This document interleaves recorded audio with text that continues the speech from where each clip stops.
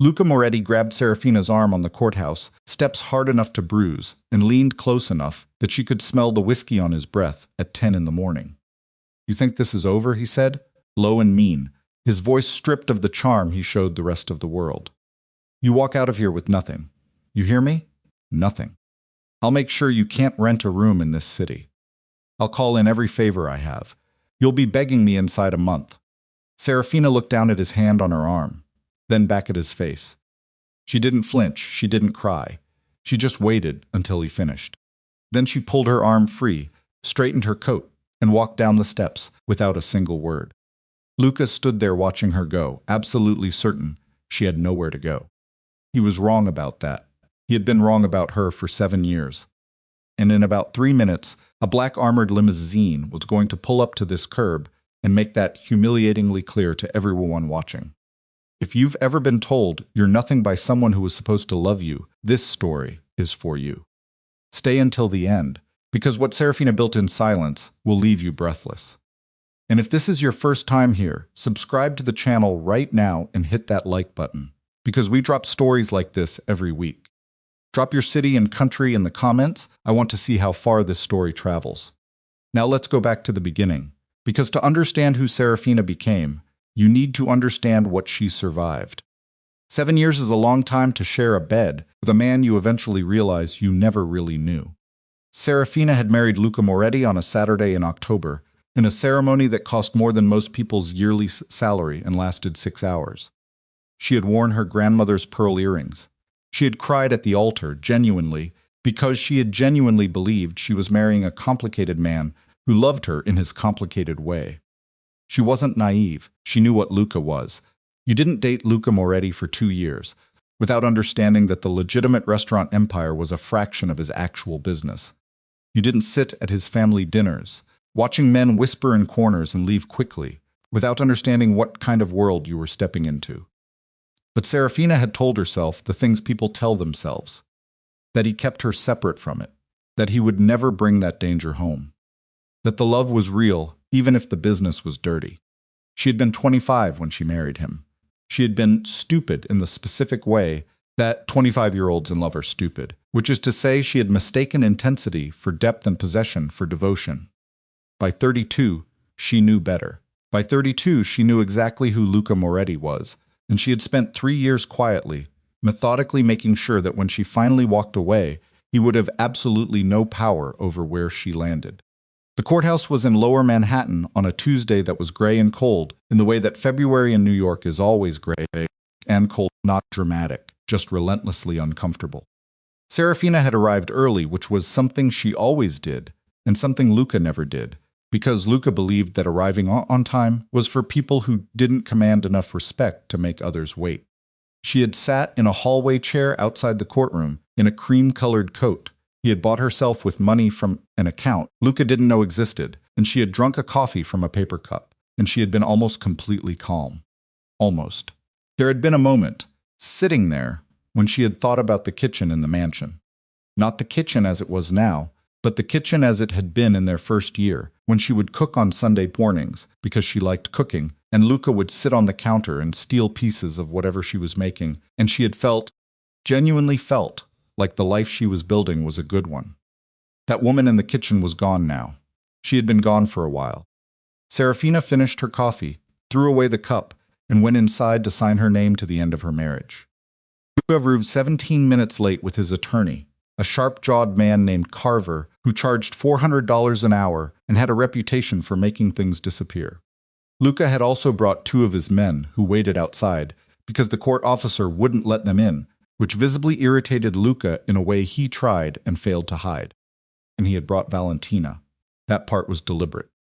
Seraphina understood that immediately. Valentina Russo wasn't there because she needed to be there. She was there because Luca wanted Seraphina to see her. He wanted to walk into that courthouse with his girlfriend, on his arm like a declaration, like a wound he was administering personally. Valentina was 27, dark-haired, beautiful in the obvious way that men who want to be envied tend to choose. She was wearing a coat Seraphina recognized because she had seen the charge on one of the household accounts before she had separated everything out and scrubbed her financial fingerprints off his books. $3,400. That coat. Seraphina had noted it, at the time the same way she noted most things, quietly, carefully, and with no outward reaction. Luca sat across the table from her in the small conference room adjacent to the courtroom. His attorney opened a briefcase. Her attorney, Mara Okoye, sat beside her, with a stillness that Seraphina had come to find deeply reassuring. Mara was 51 years old, had been practicing family law in New York for 23 years, and had a way of arranging her face during opposing counsel's arguments that communicated, without words, that she had heard much better arguments from people much less likely to embarrass themselves. Mrs. Moretti Carver began. Voss, Seraphina said. Carver paused. I'm sorry, Voss, I'll be returning to my family name. Mrs. Voss. Luca's jaw tightened. He hadn't expected that. Somewhere in whatever version of this moment he had been imagining, she was still his wife, even while they were dissolving the marriage, still attached to his name, still diminished by the process of losing him. Mrs. Voss, Carver said carefully, my client is prepared to be reasonable. Your client, Mara said pleasantly, signed a prenuptial agreement in 2017 that was airtight when he signed it and remains airtight today. So your client's reasonableness is not particularly relevant to these proceedings. What happened in that conference room over the next 2 hours was less a negotiation than a slow, systematic dismantling of everything Luca had believed he held over her. He had believed she had no money. The prenuptial agreement had covered her inherited assets, which she had disclosed at the time of signing, disclosed correctly, disclosed legally, disclosed at a valuation that her attorney had insisted upon because Mara was meticulous and those assets were protected. What Luca hadn't known was how those assets had grown in the years since. He hadn't known about Voss Meridian Group. He hadn't known about the apartment buildings, the commercial properties, the development partnerships conducted quietly under her family name through a series of holding companies that Seraphina's financial advisors had constructed specifically to keep her business invisible to him. He found out in pieces during that 2-hour session, each piece arriving like a small, precise detonation, and the expression on his face shifted through several distinct phases: dismissal, then confusion, then a sharpening attention, then something that looked almost like fear, and Seraphina watched it all from across the table with the same stillness she had developed over the last 3 years of her marriage. This is Luca started at one point. Legal, Mara said. Every document is in order. Every transaction is recorded. Every tax filing is current. Would you like to see the full portfolio breakdown, or shall we continue? Luca looked at Seraphina, not at Carver, at her. When did he start again? Seraphina said nothing. Luca had always hated being the only person in a room who didn't understand something. It was a specific, almost physical discomfort for him, rooted in something she had never been able to fully identify: pride, probably, and underneath the pride, an old fear of being made to look foolish. She had watched it operate in him for years, the way he would bluster and dominate and insist whenever he felt out of his depth, pressing harder the more uncertain he became. He pressed harder. You think a piece of paper protects you? He said, and his voice had dropped into the register he used when he wanted to remind people what he was capable of. You think I can't, Mr. Moretti? Mara said, and she said it with a kind of quiet authority that stopped him cold. This conversation is being recorded, as is standard in these proceedings. I'd encourage you to consider your next sentence carefully. Luca stopped. Carver put a hand on his arm. Luca shook it off. But he stopped. The papers were signed 40 minutes later. It wasn't clean, it wasn't friendly, and Luca's pen tore slightly through the paper where he signed because he was pressing too hard, which was the most honest thing he did in that room all morning. The courthouse steps were the part that Seraphina had thought about most in the weeks leading up to this day. She had played it through in her mind many times, the way she had started playing certain things through in her mind since the night she read those messages on Luca's phone, the messages where he called her boring, where Valentina called her an obstacle, where they had laughed together about what would happen when he finally left, and the way those mental rehearsals had stopped being about managing her grief and started being about managing her precision. She had known Luca would follow her outside. He couldn't help it. 7 years of marriage, and she still knew him better than he would ever know himself, which was the particular tragedy of loving someone who never bothered to fully see you. She had known he would want the last word on the steps, public enough to feel like a performance. private enough that his men could be nearby. She had been prepared for the hand on her arm. She hadn't been prepared for quite how hard he grabbed, which told her something about the state he was in, that underneath the controlled anger, he was rattled. Genuinely rattled. She had pulled free and walked away, and she had not permitted herself to hurry, because hurrying would have given him something, some small victory of disrupted composure, and she was done giving Luca Moretti things. She walked to the curb. She stood there, and 30 seconds later, the limousine appeared around the corner.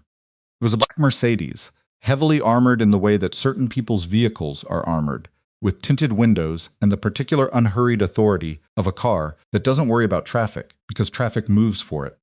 The chauffeur was a man named Harold, who had been driving for Seraphina's grandmother's business associates for 20 years, before Seraphina inherited the relationship along with everything else. He was silver-haired and immaculate, and he pulled to the curb with absolute precision and stepped out of the vehicle and addressed her the way he always addressed her. Mrs. Voss. Behind her, she heard Luca go completely still. She didn't turn around. She didn't need to. She could feel the silence, the way you can feel a sudden drop in temperature. Harold opened the rear door. Inside, she caught a brief glimpse of the man sitting in the back seat, silver-haired Italian suit, the quietly comfortable posture of someone who had inhabited serious rooms for decades. He was Seraphina's lead investment strategist, a man named Edmund Parrish, who had managed the Voss family trust for 15 years before Isolde Voss died, and he had transferred his loyalty, without drama and without conditions, to Seraphina herself. He was there because they had a meeting scheduled for that afternoon, because Seraphina's life did not pause for divorce proceedings, and because she had felt, in some private part of herself, that having Edmund visible was not entirely accidental. She had not engineered it, but she had not avoided it either. She stepped into the vehicle. Harold closed the door. Through the tinted window, she allowed herself one look back. Luca was standing on the courthouse steps, exactly as she had known he would be, and what she saw on his face was something she had genuinely not expected, or had not let herself expect, because expecting it would have felt like wanting it. He looked devastated. Not angry that came a second later, the familiar anger cresting and taking over his features like a mask slamming into place. But in the moment before the anger, just for a second, he looked like a man who had finally, too late, understood the size of what he'd thrown away. Valentina was standing beside him with her hand on his arm, and her expression arranged in the careful blankness of someone, trying not to show that they didn't entirely understand what was happening. The limousine pulled into traffic. Seraphina turned forward. Edmund said, "How are you?" "Fine," she said, and discovered, somewhat to her own surprise, that it was almost true. 3 years earlier, the phone call that changed everything had come on a Wednesday morning in November. Seraphina had been in the mansion's east-facing sitting room, with a cup of tea and a stack of papers, because she managed the household accounts and the legitimate restaurant business finances and the charitable foundation that served as Luca's public-facing respectability. And the managing of those things kept her occupied and useful and quietly, out of the way, which had suited Luca's arrangements for longer than she had let herself fully acknowledge. The call was from a private hospital on the Upper East Side. Her grandmother, Isolde Voss, was asking to see her. Isolde had been sick for 8 months. She was 81 years old and had been, in her prime, the kind of woman who occupied space in a room the way certain trees occupy a landscape, not loudly, not dramatically, but with such fundamental solidity that you couldn't imagine the landscape without them. She had built the Voss family's financial foundation across 40 years of careful real estate investment, starting with a single apartment building in Queens in 1973, purchased with money she had saved over a decade, while raising Seraphina's mother largely alone after a marriage that had ended with more damage than drama. She had never remarried. She had never, as far as Seraphina knew, been seriously tempted to. What was his name? Seraphina had asked once, years ago, meaning the grandfather she'd never known. Irrelevant, Isolde had said, and moved on. When Seraphina arrived at the hospital, Isolde was propped up against pillows and looked smaller than Seraphina had ever seen her look, which was the cruelest thing about illness, not the pain. Isolde had always been philosophical about pain, but the shrinkage, the reduction of a large person into something that fit too easily inside a hospital bed. But her eyes were the same, sharp, dark measuring. "Sit down," she said. I don't have a lot of patience left, and I want to use it on what matters. Seraphina sat. What followed was a conversation that lasted 3 hours and changed the entire architecture of Seraphina's understanding of her own life. The Voss family trust, which Seraphina had known existed in a vague, unexamined way, the way you know something is there, without having looked directly at it, was worth $12,400,000.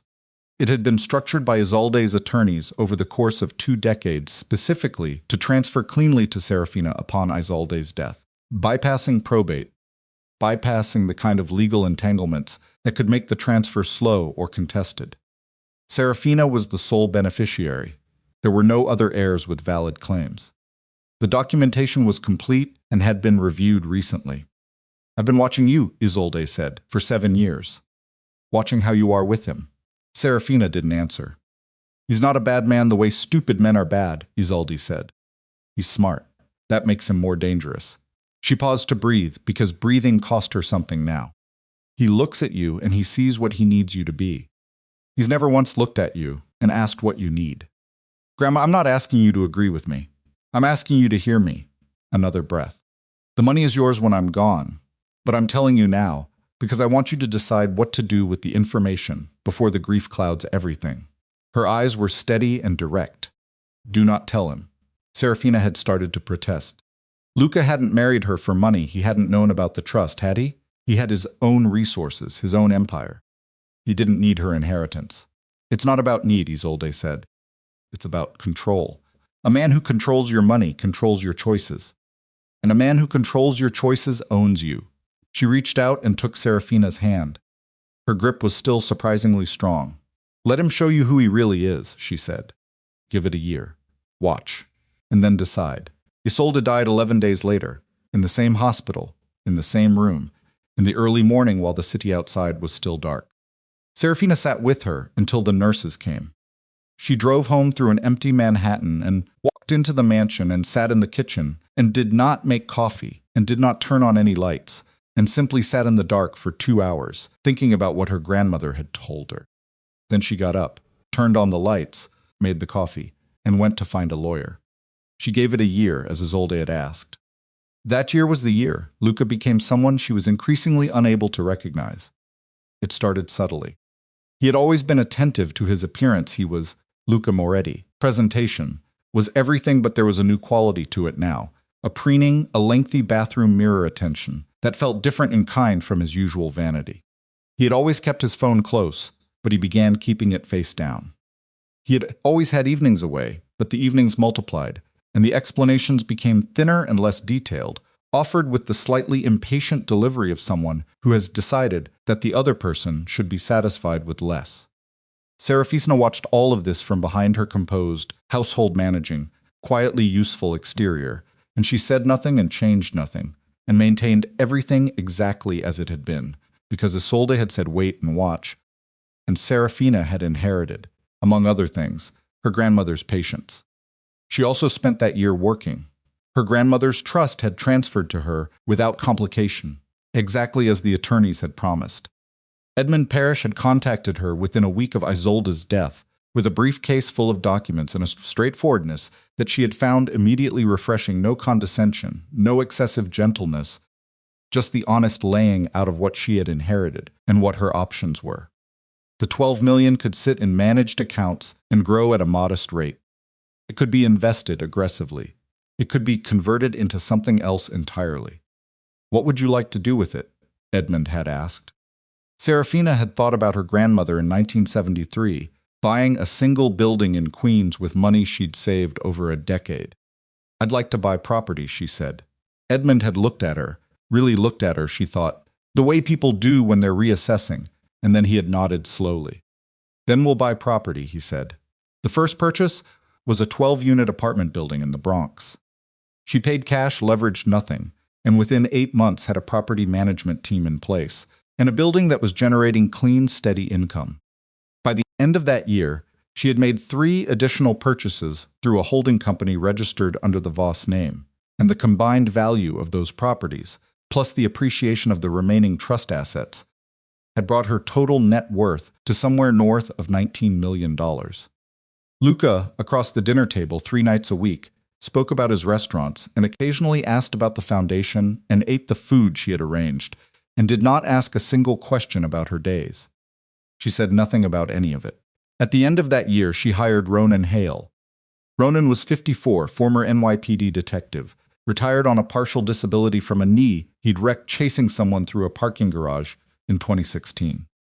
He now ran a small private investigation firm out of an office in Midtown that smelled like coffee and cigarettes despite a no-smoking policy, and he had been recommended to Seraphina by Mara Okoye, who had referred to him simply as thorough.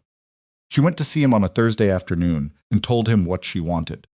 She wasn't asking him to find evidence of wrongdoing. She wasn't building a legal case, not yet. She simply wanted to know the truth, whatever it was. Ronan had looked at her across his cluttered desk with the steady, non-judgmental attention of a man who had spent 30 years watching people's worst moments and emerged with very few illusions but also very little cruelty. "Husbands or wives?" "My husband." "How long have you been suspicious?" 8 months, she said. "Maybe longer if I'm honest." He nodded. "It takes about 3 days usually, maybe less." He leaned back in his chair. "You want to know before I give you anything?" "Some people don't." "I want to know," she said, "everything." He delivered the first report on a Saturday morning. It was a manila envelope, and he handed it to her in person, because she had asked him to, and he said, "Take your time. I'll be here if you have questions," and then he gave her the office to herself and went somewhere else in the building, and she sat down and opened the envelope. The photographs were first. Luca and Valentina Russo at a restaurant in the West Village. Luca and Valentina at a hotel on the Upper West Side. The Hope receipts, restaurant receipts. A jewelry store on Fifth Avenue, where Valentina had picked out a pair of earrings, while Luca watched with the particular expression of a man who believed generosity was currency. Then the documented timeline. 8 months of confirmed contact. 14 confirmed hotel stays. 11 confirmed dinners. And then, attached to the back of the financial documentation, a 6-page printout of a message thread that Ronan had obtained through a source Seraphina didn't ask about. She read every message.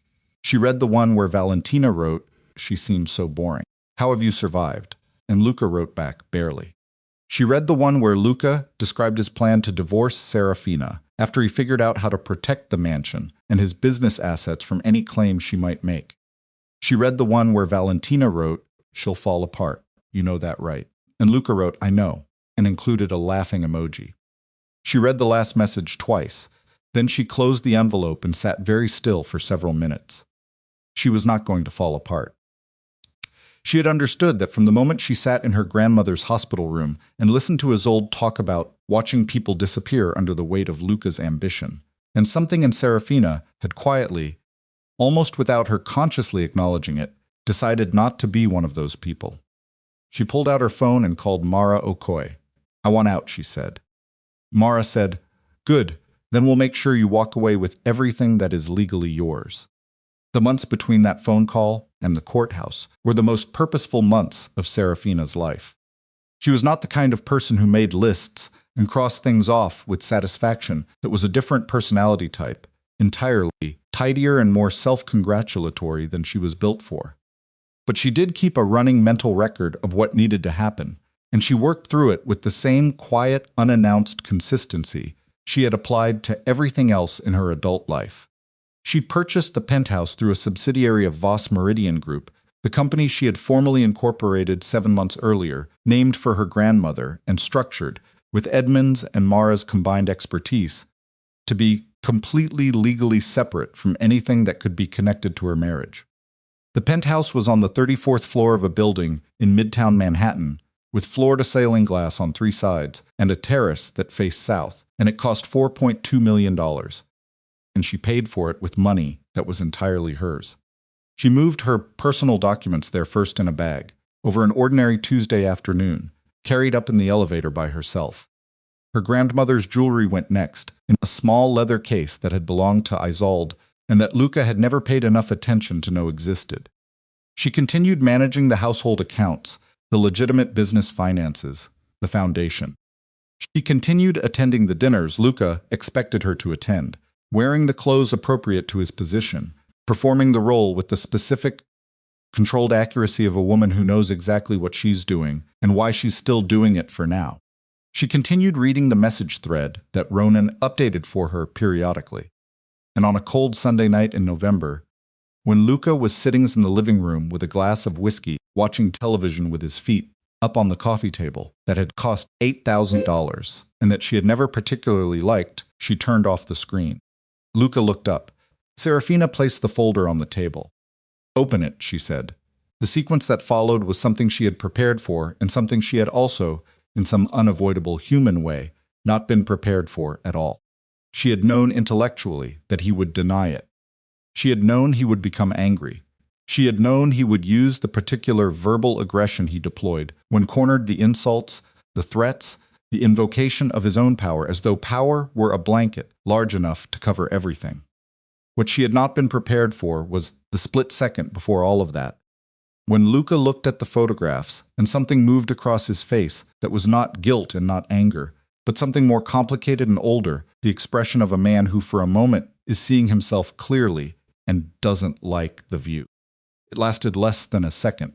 Then he was angry. He accused her of spying. He accused her of betrayal. The word was spectacular in context, and both of them knew it. He told her she was making a mistake she would spend the rest of her life regretting.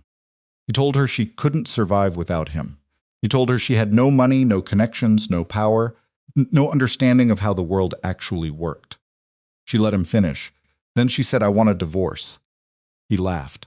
Not because he thought it was funny. The laugh was a reflex, a deflection, a way of refusing to take seriously something that frightened him. "You don't have money," he said. "You don't have power. Without me, you have nothing." She looked around the living room. The $8,000 coffee table. The paintings he had bought because his interior decorator had told him they were impressive. The chandelier. The marble floors. All the surfaces of a wealthy life that had somehow, despite being built partly with her effort, never felt like home. "I don't need anything from you," she said. The confidence left his face. What replaced it was uglier and more honest, the real Luca, the one he kept beneath the performance. He called her cold. He called her ungrateful. He said Valentina was younger, more alive, more suited to who he actually was. "Then go be with her," Seraphina said. She went upstairs, called the moving company she had arranged 3 weeks earlier, and by 4 in the morning she was gone. She took the things that were hers, her grandmother's jewelry, her personal photographs, her important documents, a few books she had carried from apartment to apartment since she was 22, the leather case, and a coat she'd bought in her first year in New York before she had ever heard the name Luca Moratti. She left the $8,000 coffee table. She left the chandelier. She left the paintings. She took nothing she hadn't come in with. At the penthouse, she set her grandmother's photograph on the desk beside the south-facing window and stood there in the dark with the city stretched out below her and felt, underneath the exhaustion and the complicated grief of ending something she had once believed in, something that was not quite relief but was adjacent to it. She had not fallen apart. Luca had been wrong about that, the same way he had been wrong about almost everything that actually mattered. She stood there until the city began to lighten in the east, and then she went to bed, and in the morning she called Edmund Parrish, and they discussed the next 4 property acquisitions she had been planning. The divorce proceedings took 4 months. Mara was as good as her reputation, better, probably, and Carver's attempts to find leverage where there was none became progressively more desperate and progressively more expensive for Luca, who was paying by the hour for a strategy that was going nowhere. The prenuptial agreement held. The Voss Meridian assets were protected. The mansion, ironically, had been purchased through a mechanism that connected it to one of Seraphina's holding companies in a way that Luca's attorney had somehow missed during the initial review, a fact that emerged during discovery and produced the single most satisfying moment of the entire proceedings when Carver went quiet for a full 30 seconds and Luca looked at Seraphina across the conference table as though she had just performed a magic trick he couldn't explain. She hadn't done it deliberately. Edmund had structured the purchase that way for tax reasons, 3 years before the divorce was ever contemplated. But she didn't explain that. She let Luca sit with the version he'd invented, where she had been planning this all along, because the version he'd invented was, in a larger sense, accurate. She had been preparing, just not necessarily for that specific thing. He signed the papers. She signed beside him. She walked out of the courthouse with her name restored and her life entirely, completely her own, and 30 seconds later, Harold pulled to the curb, and she got into the car, and she did not look back. She had looked back once, through the tinted window, and she had seen Luca's face, and she had felt the grief of it not for him. Not quite. But for the woman who had walked into that mansion 7 years ago, believing she was building something real, and she had let herself feel it for the length of a city block. Then she turned forward. Edmund handed her a coffee from a thermos he had brought, because he had worked with her long enough to know she would have not had time to eat, and she drank it, and outside the window, New York moved past in its ordinary, relentless way, and for the first time in longer than she could accurately measure, Seraphina felt like she was moving with it, rather than being carried by someone else's current. Edmund dropped her off at the penthouse at noon, and the first thing Seraphina did when she got inside was take off her shoes. Not because her feet hurt, because she wanted to feel the floor under her. The cool hardwood, solid and real, running from the entryway all the way to the south-facing window where her grandmother's photograph sat on the desk in the thin winter light. She stood there in her stock-inged feet for a long moment. Then she went to the kitchen, found the bottle of scotch she had placed in the cabinet 3 weeks ago when she'd furnished the penthouse, poured 2 fingers into a glass, and drank it standing at the counter. It burned in a way that felt appropriate. She wasn't celebrating. She wasn't grieving exactly. She was something harder to name the particular hollowness of arriving at a destination you have been navigating toward for so long that reaching it feels less like triumph than like the sudden absence of forward motion. She had done it. The marriage was over. The name was hers again. The life she had quietly, methodically constructed over 3 years, without Luca's knowledge, was intact and growing and entirely beyond his reach. She should have felt more. She poured a second finger of scotch, then put the glass down without drinking it, because she was not her grandmother, and she was not built for solitary drinking, and she recognized the difference between needing a drink and using one as a place to hide. She called Mara instead. Mara picked up on the second ring. "It's done," Seraphina said. "It's done," Mara agreed. Her voice was warm, without being sentimental about it. "How are you?" "I don't know yet, that's the honest answer." A pause. "Give it a few days. Your nervous system needs to catch up." After she hung up, Seraphina sat on the edge of the bed in the bedroom she had furnished herself, in a building Luca didn't know she owned, in a life he had never seen, and she looked at the city through the glass wall and thought about the kitchen in the mansion one more time. She let herself think about it fully, without cutting it short, without the management she'd applied to her emotions for the last 3 years. The Sunday mornings, the stolen pieces of food, the specific way Luca had laughed before he became someone she couldn't trust. Then she put it down. Not because it didn't matter. Because carrying it wasn't the same as honoring it. She lay back on the bed fully dressed and closed her eyes, and she was asleep within 4 minutes, which was something she hadn't managed in months. Luca didn't go home after the courthouse. He went to a bar in Lower Manhattan that his family had owned for 30 years, the kind of place where nobody asked questions, and the whiskey was kept at the specific temperature he preferred, because the bartender, a heavyset man named Gio, had been keeping it that way since Luca was 23 years old. He sat at the back table. His table had always been his table, the position in the room that gave him sightlines to every entrance without exposing his back, and he drank 2 glasses of whiskey in quick succession and stared at the wood grain of the table and said absolutely nothing. Valentina had followed him in. She sat across from him with a glass of sparkling water she hadn't touched, and she watched him, and she was smart enough not to open with the wrong thing.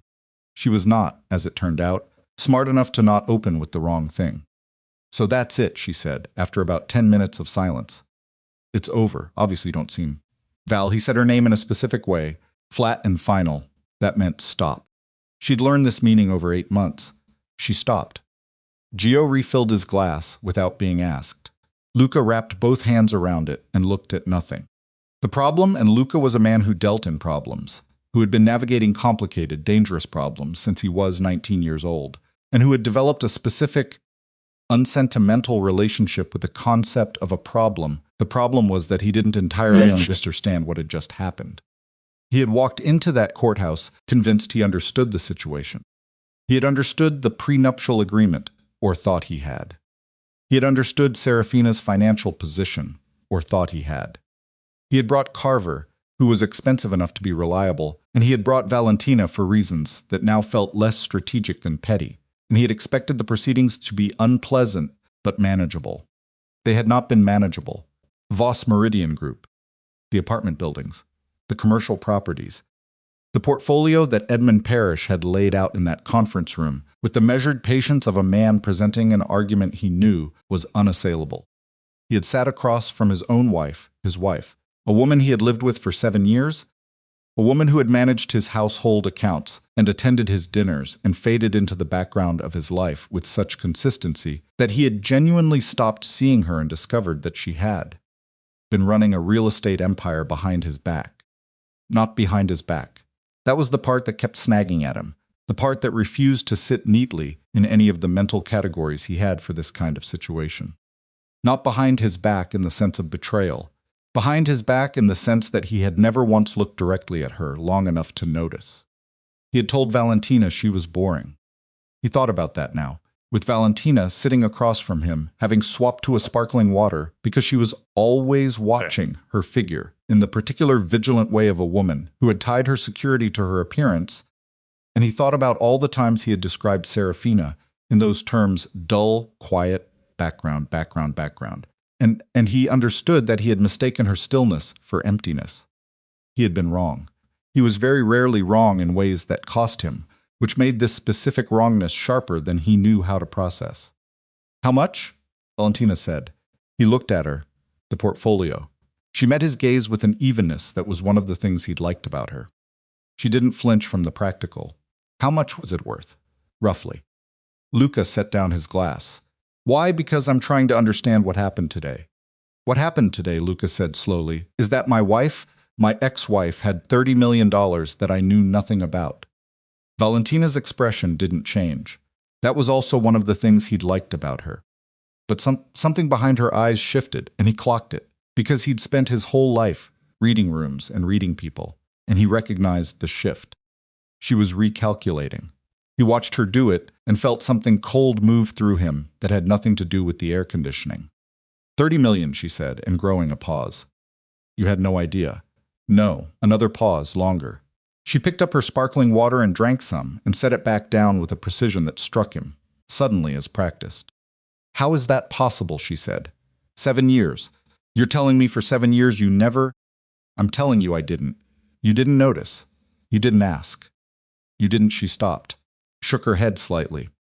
"Luca, don't. Don't." His voice was very quiet. That register again, the one that shut things down. "I'm telling you what happened. I'm not asking you to explain it to me." Valentina fell silent. Gio appeared with more whiskey and disappeared again. Luca stared at his glass and thought about a Sunday morning maybe 5 years ago. He couldn't pin down the exact year anymore. The years of the marriage had a way of blurring at the edges when he had come downstairs and found Seraphina in the kitchen, on her laptop. And he had asked her what she was looking at, and she had said property listings. And he had said something like good luck with that, because Seraphina had always mentioned property investment as something she was mildly interested in, and he had categorized it the way he categorized most of what Seraphina, as background noise he didn't need to engage with seriously. Property listings. He had walked past her and made himself coffee and gone to his office and thought nothing of it. He picked up his whiskey. "I'm going to find out how she hid it," he said. Valentina looked at him. "What do you mean, find out how?" "I mean, I'm going to have someone look into the company. The holdings, the accounts." He took a drink. "There has to be something. Something that can be challenged." "Luca." Her voice was careful now. The way voices get careful when someone is about to say something they know won't be well received. The agreement held. "Your attorney said—" "My attorney said a lot of things today that turned out to be wrong. He said she's protected. The prenup, the structure of the company." She paused. "You'd be going after someone who has good lawyers and clean books and nothings. She was my wife for 7 years. She was, and now she isn't." Valentina placed her hand on the table between them, not touching him, just placing it there. "And going after her is going to cost you time and money, and I don't need your financial advice." The hand on the table withdrew. Silence stretched between them. Valentina picked up her water. Luca stared at the table. Around them, the bar was filling up with the early afternoon crowd neighborhood men. A couple of Luca's low-level associates who had learned years ago to acknowledge him with a nod and keep walking. "I'm going back to the apartment," Valentina said finally. Luca said nothing. She gathered her coat from the back of the chair, and left. He watched her go, with the same flat attention he'd given the wood grain of the table.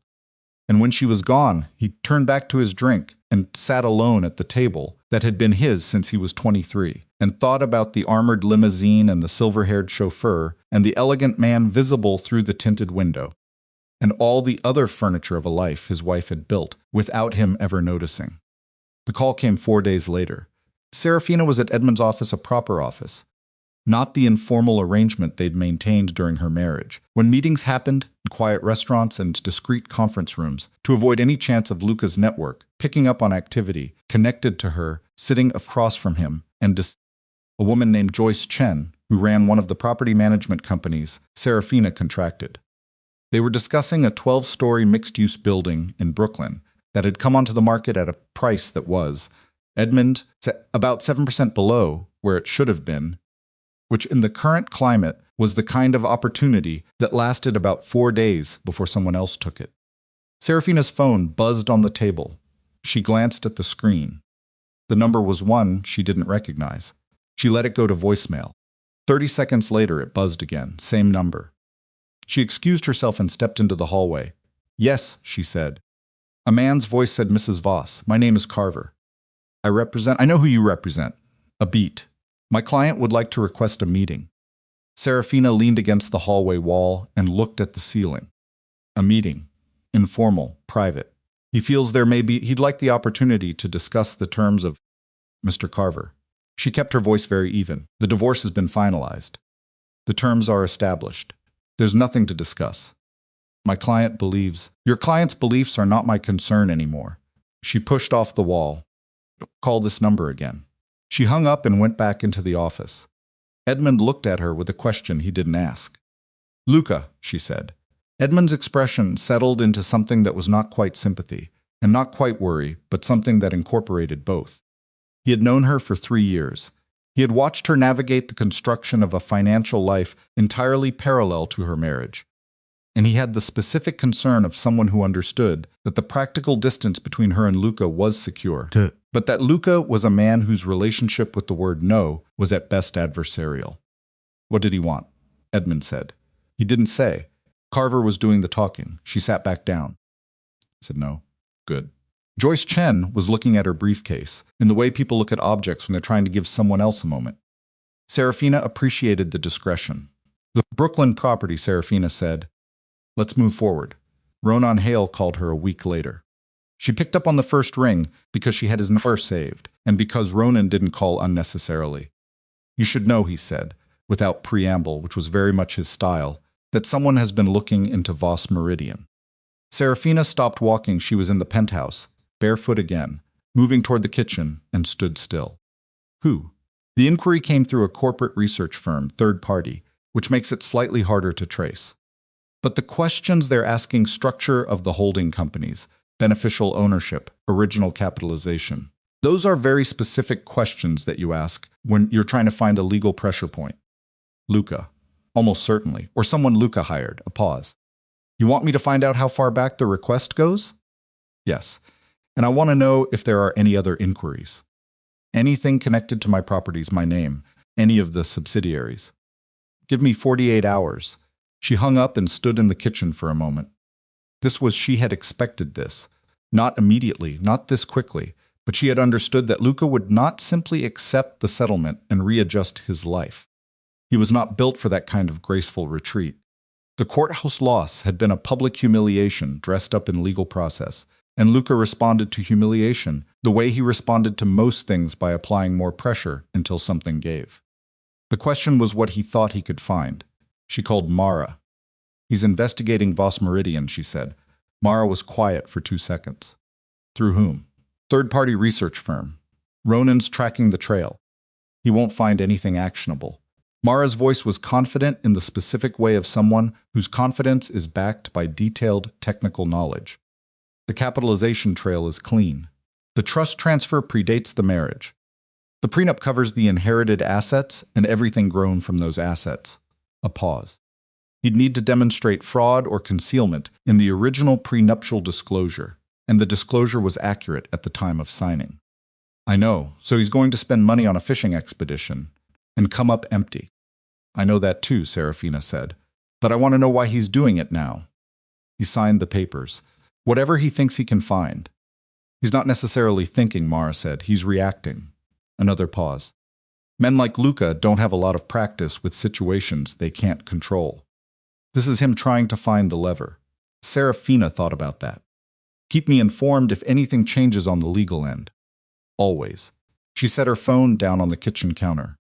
Men like Luca don't have a lot of practice with situations they can't control. She had spent 7 years living inside that lack of practice, absorbing it in the particular quiet way she absorbed most things, and she understood it with the comprehensive, unromantic familiarity of someone who has studied a subject up close for a very long time. He would keep pulling at the edges. He would keep testing the borders. She was going to have to watch that and not let it become a distraction from what she was actually building. Valentina had moved into Luca's second apartment, not the mansion, which Luca had discovered via Carver's Discovery Review, belonged in a complicated but legally coherent way to a Seraphina-connected holding company, and which he was now involved in a secondary legal dispute over that Carver had warned him was unlikely to resolve in his favor, but a smaller apartment on the Upper East Side that Luca kept for reasons he'd never fully explained to anyone, including himself. It was 3 bedrooms. Nice, but not what Valentina had been imagining when she'd been reading those messages with Luca 8 months ago, the ones where he talked about what their life would look like once he handled the Seraphina situation. She had imagined the mansion. She had not quite let herself say that out loud, but she had imagined the marble floors, the space, the particular quality of having arrived that a house like that communicated. What she had instead was 3 bedrooms on the Upper East Side, and a man who came home at unpredictable hours and sat at the kitchen table with his phone and a glass of whiskey and a preoccupation that had very little room in it for her. She had asked once in the first week what exactly had happened with the Seraphina settlement. She wanted to understand the full picture, she'd said. She wanted to be supportive. Luca had looked at her across the kitchen table with an expression she hadn't seen from him before, not anger, not warmth, but something that felt like measurement, like he was taking the dimensions of her interest and not finding them quite as altruistic as she was presenting them. It settled the way it settled, he said. Leave it. She had left it, but she hadn't stopped thinking about it. $30 million, she kept turning over. A woman she had dismissed as boring, as background, as the obstacle between Luca and what he actually wanted, and that woman had been quietly accumulating $30 million in assets that nobody in Luca's entire network had known about. There was something in that fact that Valentina found deeply unsettling, in a way she couldn't entirely articulate. It wasn't envy, or it wasn't only envy. It was something closer to the disorienting sensation of having made a series of decisions based on one understanding of a situation, and then discovering the situation was entirely different. She had believed Seraphina was weak. She had believed this because Luca had presented Seraphina as weak, had described her that way in those messages, had characterized her consistently as someone who didn't really count, who was temporarily in the way. And Seraphina had apparently sat across from that characterization for however long she knew about it, and responded by purchasing more apartment buildings. Valentina thought about this on a Thursday evening while Luca was in the other room on a call that she could hear the edges of, without making out words. And she sat on the couch in the Upper East Side apartment and sipped her wine and tried to figure out what exactly she was doing here and what exactly she was building and whether the foundation of it was as solid as she had believed 8 months ago. The call in the other room ended. Luca came in. He looked tired in a way he rarely showed. He controlled his presentation even at home, usually, but tonight the tiredness was visible in the set of his shoulders, in the lines around his eyes that she had not noticed before the courthouse. He sat down beside her. "Did you know," he said, without setup, "that my restaurant on West 44th is being audited?" Valentina looked at him. "The IRS, state, but it'll go federal," he rubbed his jaw. "Carver thinks it's unrelated to the divorce. Tax cycle. But you don't think so." Luca didn't answer, which was an answer. Valentina set her wine down. Who would have tipped them off? Could be anyone. His voice was flat. Could be someone who got something they wanted out of a settlement and decided they still weren't satisfied. She looked at him carefully. Seraphina, I don't know. He met her eyes. She's not the type. Or she wasn't the type. I don't know who the type is anymore when it comes to her. This was, Valentina thought, possibly the most honest thing he had ever said to her. And it was also, in a way that she decided she would not examine too closely right now, the beginning of a realization she did not entirely want to have. Seraphina had not tipped anyone off about the restaurant. She found out about the audit from Ronan, who had continued monitoring Luca's business activity as a precaution, and when she heard it, she felt a mild, complicated thing, not satisfaction, not quite, but the recognition of a natural consequence beginning its long-delayed arrival. Luca's legitimate businesses had always been somewhat loosely run from a financial perspective, because Luca's approach to the legitimate side of his empire was primarily one of cover rather than genuine investment. He used the restaurants and the nightlife businesses to explain income and to maintain a certain public respectability. He did not run them with any real care, which meant they had accumulated exactly the kinds of inconsistencies and gaps that auditors eventually found when they looked closely. Someone had apparently asked for a close look. It wasn't her. She genuinely didn't know who had initiated it. But she understood that when you spent 15 years building a business on the assumption that your reputation made you untouchable, you eventually discovered that reputations were more fragile than you thought. She was thinking about this on a Tuesday morning in March, 2 months after the divorce, sitting in a conference room in a law firm on 6th Avenue for a meeting about the Brooklyn building acquisition, when her phone buzzed with a message from a number she didn't recognize. The message said, "We need to talk, not through lawyers. Just you and me, Luca." She read it twice. Then she turned her phone face down on the conference table. The meeting proceeded. When it was over, she went to the bathroom, stood at the sink, and read the message one more time with the water running. She typed back no. She did not wait for a response. She put the phone in her bag and walked out into the March cold and flagged a cab and sat in the back of it, thinking about nothing in particular, deliberately thinking about nothing in particular, which was a skill she had developed during the marriage, and which still served her in the periods when the pressure of what was happening externally threatened to colonize too much of her internal space. The cab had a broken heating vent that rattled at every stop. The driver had the radio tuned to a sports station, discussing a game that had apparently been close and was apparently still being argued about. Seraphina sat with the rattle and the argument, and the March light coming through the grimy window, and she thought, no. Not because she was afraid, not because she didn't trust herself in a room with Luca, but because there was nothing in a room with Luca that she needed anymore, and stepping into that room would be giving him something he hadn't earned and didn't deserve her time, her presence, her attention. Her phone buzzed again. She did not take it out of her bag. The situation with Luca's businesses deteriorated faster than anyone expected, including Luca. The audit had opened a thread, and threads of that particular kind, once pulled, tended to keep unraveling. By April, 2 of his restaurant locations were under active review. One of his nightlife businesses, the one through which Valentina had originally been connected to him, the one that had provided the cover for the beginning of their affair, had been visited by inspectors twice in 3 weeks. His organization was also, from what Ronan could determine, experiencing pressure from a different direction. A federal investigation into the broader network Luca operated within had been building slowly for some time. Ronan had known about the edges of it and had mentioned it to Seraphina once, carefully, as something to be aware of, and the collapse of Luca's protective financial structure, which had relied partly on the clean front provided by his legitimate businesses, was making him more exposed in ways that were visible to people who paid attention to that kind of thing. None of this was Seraphina's doing. She had not cooperated with anyone. She had not shared any information. She had not made a single call to any authority about anything.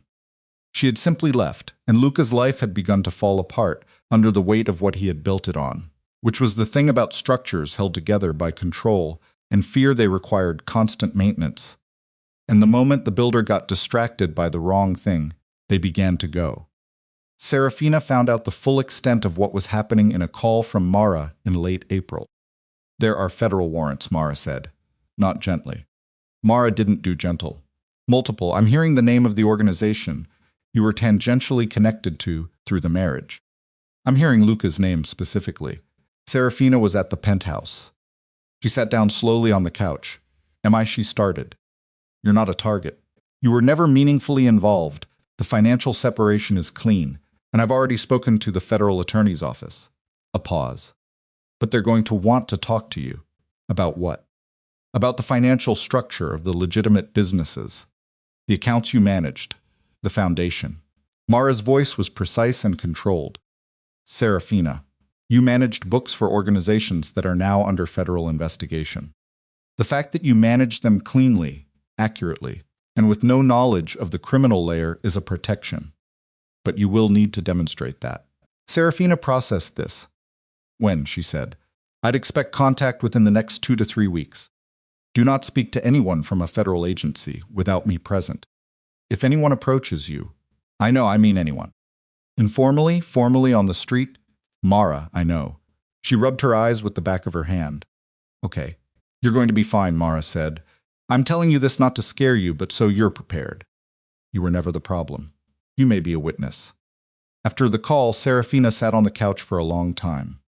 The city ran its usual noise past the window sirens, traffic, the low-frequency hum of 8 million people, operating simultaneously, and she sat inside it and thought about everything she had managed and maintained and organized for 7 years while believing she was, keeping herself separate from the dangerous parts.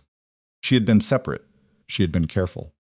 She had been, ironically, more careful about legal compliance in her management of Luca's legitimate businesses than Luca had been himself, because Seraphina was constitutionally incapable of doing paperwork wrong. But she had been there.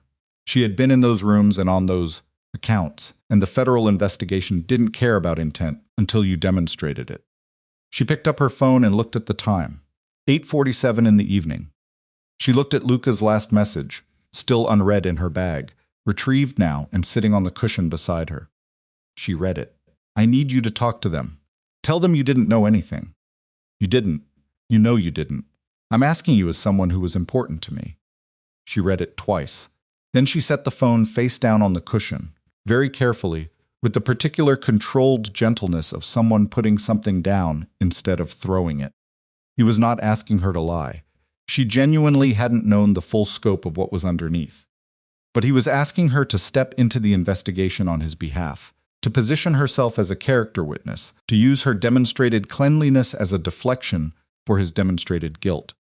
He was asking her, in the stripped-down language of a man running out of options, to save him. And he had framed it as a request from someone who had cared about her, as though that history were currency she was obligated to honor. She sat with the face-down phone in the spring evening quiet of the penthouse. This was the moment she understood, where everything she had built and everything she had either held or it didn't. Because if she responded, if she agreed, if she walked into that federal investigation as a character for Luca's defense, if she allowed the pull of those 7 years and that kitchen and those Sunday mornings to bring her back within his orbit, one more time she would not be walking away again. There would not be another clean exit. She picked up the phone. She typed, "Don't contact me again. For anything." She blocked the number. Then she sat in the dark with the city below her and let herself understand, fully, that she had just made a choice that could not be unmade, and that Luca, with no remaining leverage and no remaining access, was now entirely capable of making her the most convenient available target for whatever story he needed to tell to survive what was coming. The federal agents came on a Wednesday. Seraphina had known they were coming. Mara had given her a 3-day warning, which was the kind of professional courtesy that came from having practiced law long enough to have relationships with the right offices. But knowing something is coming and experiencing it are two different categories of readiness. And when the knock landed on the penthouse door at 9:15 in the morning, her stomach dropped in a way she hadn't anticipated. 2 agents, a man and a woman, both in the particular brand of unremarkable clothing that federal investigators seem to favor, not cheap, not expensive, specifically chosen to communicate nothing. The woman was about 40, dark-haired, with a stillness about her that Seraphina recognized as professional rather than personal. The man was younger, maybe 32, and held a leather portfolio that he kept very precisely at his side. Marga was already there. She'd arrived at 8:30 with 2 coffees and a silence that communicated without words, that she had done this many times, and that Seraphina should take her cues from her. "Mrs. Voss," the woman said, "I'm Special Agent Diane Reeves. This is Agent Marcus Toll. Thank you for making yourself available." "Of course," Seraphina said. They sat in the living room. Seraphina on one couch, the agents across from her, Mara in the chair to Seraphina's right, close enough to intervene but positioned to make clear this was Seraphina's space and the agents were guests in it. The question started gently, which Seraphina understood was a technique rather than a tone. How long had she managed the financial accounts for Luca Moretti's legitimate business holdings? 7 years. What was the nature of her access? She handled accounts payable, payroll for front-of-house staff, the charitable foundation's books, general ledger maintenance for the restaurant locations. Did she have access to accounts she couldn't fully explain the origins of? No. Had she ever been asked to record transactions she didn't understand? No. Had she ever questioned the source of funds deposited into the accounts she managed? There had been times when deposits were larger than she expected. She had asked Luca about them twice. He had provided explanations that were plausible within the context of the restaurant business, a large private event, a catering contract, and she had recorded them as described. Mara did not intervene during any of this. Seraphina answered everything clearly and without hesitation, because she had nothing to hide, and because she was not going to perform nervousness she didn't feel. Then Agent Reeves said, "Mrs. Voss, are you familiar with a company called Alderton Capital Partners?" Seraphina looked at her. "No, you've never encountered that name? In any of the accounts you managed?" "Not that I recall." She kept her voice level. "Do you have a specific record you'd like me to look at?" Agent Toll opened the leather portfolio and slid a document across the coffee table. It was a bank statement. Seraphina picked it up and looked at it. It took her approximately 4 seconds to find what they were pointing at. A series of transfers, quarterly, over a period of 3 years, from an account she had nominally administered for the foundation, the public-facing charitable arm that Luca had used for tax positioning, to an entity called Alderton Capital Partners. She had not made those transfers. She had not recorded those transfers. She had never seen those transfers. She looked up from the document. "These weren't made by me. The access credentials used to initiate them," Agent Reeves said, "were yours." The room went very quiet. Mara said, "Immediately, my client would like a moment." Reeves nodded, and both agents stood and went to the far end of the room near the windows, a practiced, courteous withdrawal that gave the appearance of privacy while remaining technically in the space. Mara leaned toward Seraphina. Her voice was low and completely controlled. "Do not react. Do not show anything." "Someone used my credentials," Seraphina said. Her voice was also low and also controlled, and underneath both of those things was something very cold moving through her chest that she did not have a name for yet. "I heard. I never made those transfers. I didn't know that account was being used that way. I didn't know Alderton Capital existed, I believe you." Mara held her gaze. "We are going to deal with this carefully and completely. But I need you to listen to me right now. This changes the shape of things." "How?" "You went from witness to someone whose credentials are in the documentation." A breath. "That does not make you culpable. It makes you someone who needs to demonstrate, with records and with testimony, that your credentials were used without your knowledge. Which means we need to know how that happened, and we need to know who did it." Seraphina looked across the room at the 2 agents standing politely near her windows. She already knew who had done it. She had known for approximately 30 seconds. "Luca," she said. Mara said nothing. "He had access to the office. He had access to the systems. In the early years of the marriage I hadn't thought to." She stopped. Pressed her lips together. "He could have captured my credentials. Any time in the first 2 years, before I started being careful about things like that." She looked at her hands in her lap. They were completely still, which was the result of effort. "He used my access to move money through the foundation's account. He left my fingerprints on it. We don't know that definitively yet." "I know it." Mara looked at her for a long moment. "Whether or not you know it, we need to prove it. And proving it means giving the federal investigation everything you have about how those accounts were structured, when your credentials were established, and any evidence of access that wasn't yours." She paused. "It also means you're going to become a cooperating source. Not a defendant, a cooperating source. Seraphina sat with that. She had blocked Luca's number 6 days ago. She had drawn the line. She had refused to walk back into his orbit on his terms. He had apparently, in his preparation for exactly this outcome, already arranged for her to be in his orbit, whether she chose to be or not. She called the agents back. "I'll cooperate fully," she said. "I'll give you everything." She spent 4 hours in that living room. By the time the agents left, she had produced with Mara's guidance, refusing nothing that was legitimately accessible and redirecting 2 questions that weren't 3 years of account records, her original credential documentation, her access logs from the periods in question, and a detailed account of the timeline of her marriage, including the specific period during which Luca would have had the most unsupervised access to the home office where the system access was established. When they were gone, Mara sat back in the chair, and for the first time all morning allowed herself to look tired. "He planned this," Seraphina said. "It looks that way." "Not recently. He planned this before I ever found out about Valentina. Before I even started thinking about leaving." She stood up and walked to the window and stood with her back to the room, looking at the city. He needed an exit. If things ever went wrong with the federal investigation, he needed someone whose name was on the documentation. Someone who wouldn't be able to credibly deny involvement because the records showed their credentials. "A fallback," Mara said quietly. His wife, Seraphina's voice was very flat. "He used me as a fallback position. All those years I was managing his legitimate books, keeping everything clean, keeping everything compliant. He was building a version of the records where my access could be pointed to as the source of the transfers if he needed it." She turned from the window. Her face was not angry in the way that surfaces immediately and passes. It was angry in the other way, the settled, comprehensive, load-bearing kind of anger that doesn't express itself in raised voices, because it has nowhere to go except through. "I want to know everything Alderton Capital Partners is connected to," she said. "Seraphina, I want the full picture. What it was used for, who it leads to, how much moved through it, and how long it's been operating. I want to know everything before I walk into any further conversation with the federal investigation, because I am not going to cooperate in the dark."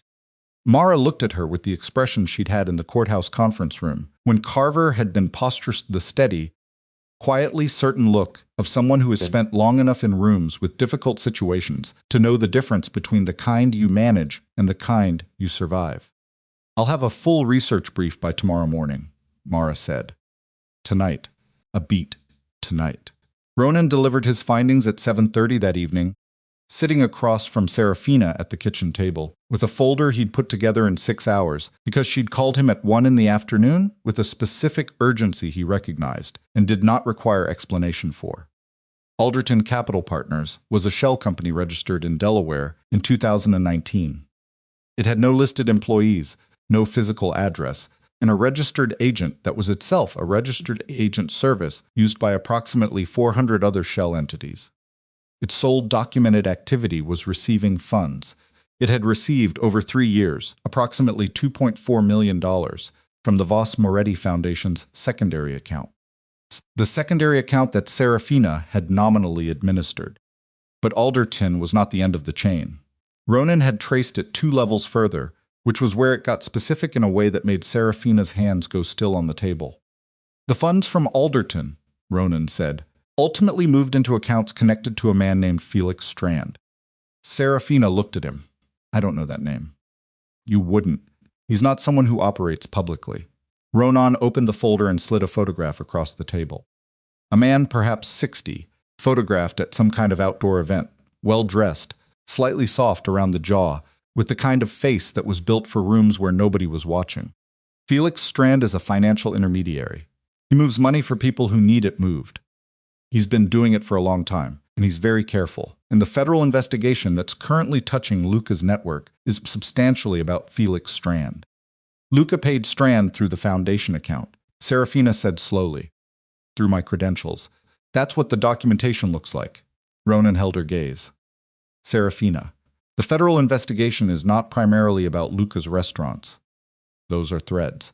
The investigation is about the network Strand operates, and Luca is one node in that network. The reason Luca needed a credible alternative explanation for those transfers was because those transfers are central to the case," she said. "Yes, She sat with that $2.4 million. 3 years of quarterly transfers through an account she managed, using credentials she'd set up, to a shell company feeding a money laundering network that was the actual target of a federal investigation that had been building. Ronan said since 2020, Luca had not simply had an affair. He had not simply failed their marriage and spent her household money on his girlfriend and tried to control the divorce settlement. He had spent years building a structure in which, if everything collapsed, she would be the load-bearing wall. How solid is the case that I didn't authorize those transfers, she asked. Your access logs show your typical pattern daytime hours, the accounts you regularly worked on, consistent with your known activity. Ronan tapped the folder. The Alderton transfers happened between 11 p.m. and 2 a.m., consistently, always from a device connected to the home network, but not your regular laptop. His office computer, she said. Probably. The device identification is being pulled now by the federal team. So he used a device on our shared home network, logged in under my credentials, at hours when I would have been asleep. She looked at the photograph of Felix Strand still lying on the table. And he did this for 3 years. Starting approximately 6 months after your grandmother died, Ronan said. When the trust transferred to you, the timing hit her like a specific cold weight. 6 months after Isolde died. 6 months after Seraphina had quietly begun building her own parallel financial structure. 6 months after she had started becoming, without Luca's knowledge, someone he couldn't control. Had he suspected something? Had he noticed some small change in her, some almost imperceptible shift in how she carried herself in those early months after Isolde's death and begun, with the particular animal instinct of a man whose survival had always depended on reading threat, constructing his exit, before he even understood he would need it? Or had it been purely coincidental? Had he simply needed a clean way to route payments to Strand and reached, with the careless instrumentalization of someone who had never fully regarded her as a separate person, for the most conveniently available mechanism? She didn't know which version was worse. I need everything you have, she told Ronan. Every document, every log, every trace you can pull. I need it formatted for Mara by 8 a.m. Ronan closed the folder. You're going to cooperate. Fully, she looked at him. I didn't do anything wrong, and I am not going to let him use me as a way out of what he did. A pause. Whatever I have to give them to make that clear, I'll give them. Ronan nodded once. He picked up the folder and stood. At the kitchen door he paused. For what it's worth, he said, and he said it with the straightforward quality of a man not given to unnecessary sentiment. He picked the wrong person to set up. He left. Seraphina sat at the kitchen table alone.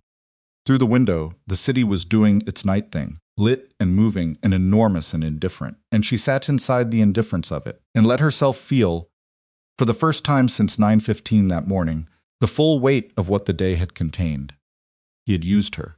Not just in the broad sense, not just the failed marriage, not just the affair, not just the years of being looked through rather than at. He had used her with deliberate, legal specificity. He had taken something she had built her reputation for careful, clean bookkeeping, her actual genuine competence at the management of those accounts, and made it into a weapon pointed at her. She was crying, she realized. Not dramatically, not the kind of crying that announces itself. Just tears moving down her face with the quiet inevitability of something that had been held back for a long time and had finally found the exit. She let them go. She wasn't crying for the marriage. She had grieved the marriage already, in pieces over 3 years. She was crying for the specific, precise shock of discovering that the man she had shared a bed with for 7 years had looked at her, at some point in those 7 years, and thought useful. Not beloved, not even simply background, useful, deployable. The kind of resource you position and forget about until you need it. She wiped her face with the back of her hand. Then she stood up, filled a glass of water from the tap, drank it and sat back down. She pulled her laptop toward her and opened it. She was not going to be useful to Luca Moretti. Not in the way he'd intended.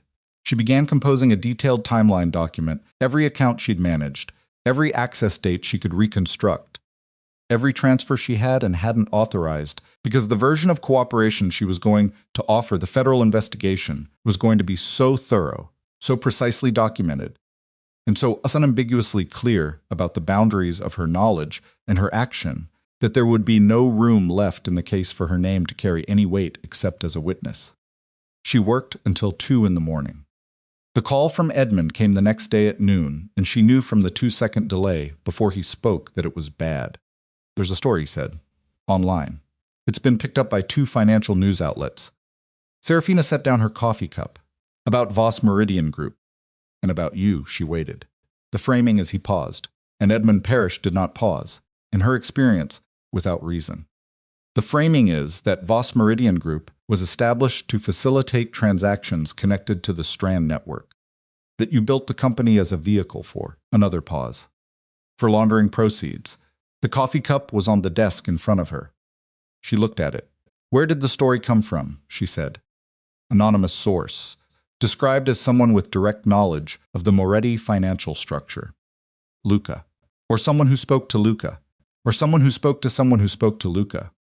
The specific chain didn't matter. The origin did. It's not true, she said. I know it's not true.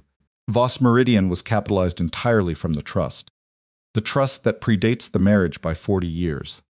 The trust that Edmund Parrish has managed for 15 years and whose documentation is complete and audited and…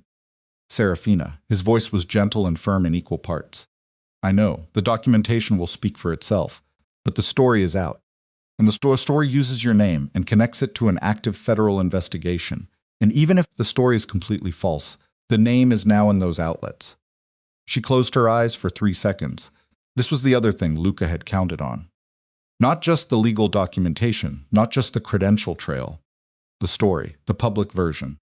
The one that would follow her name through search engines and board meetings and investment summaries, the small, corrosive doubt that attached itself to a name once it appeared in proximity to the words federal investigation. He was burning everything he could reach. Call your media attorney, Edmund said. Today, no, Seraphina. A pause, the Brooklyn acquisition. The sellers have seen the story. Their attorney called this morning.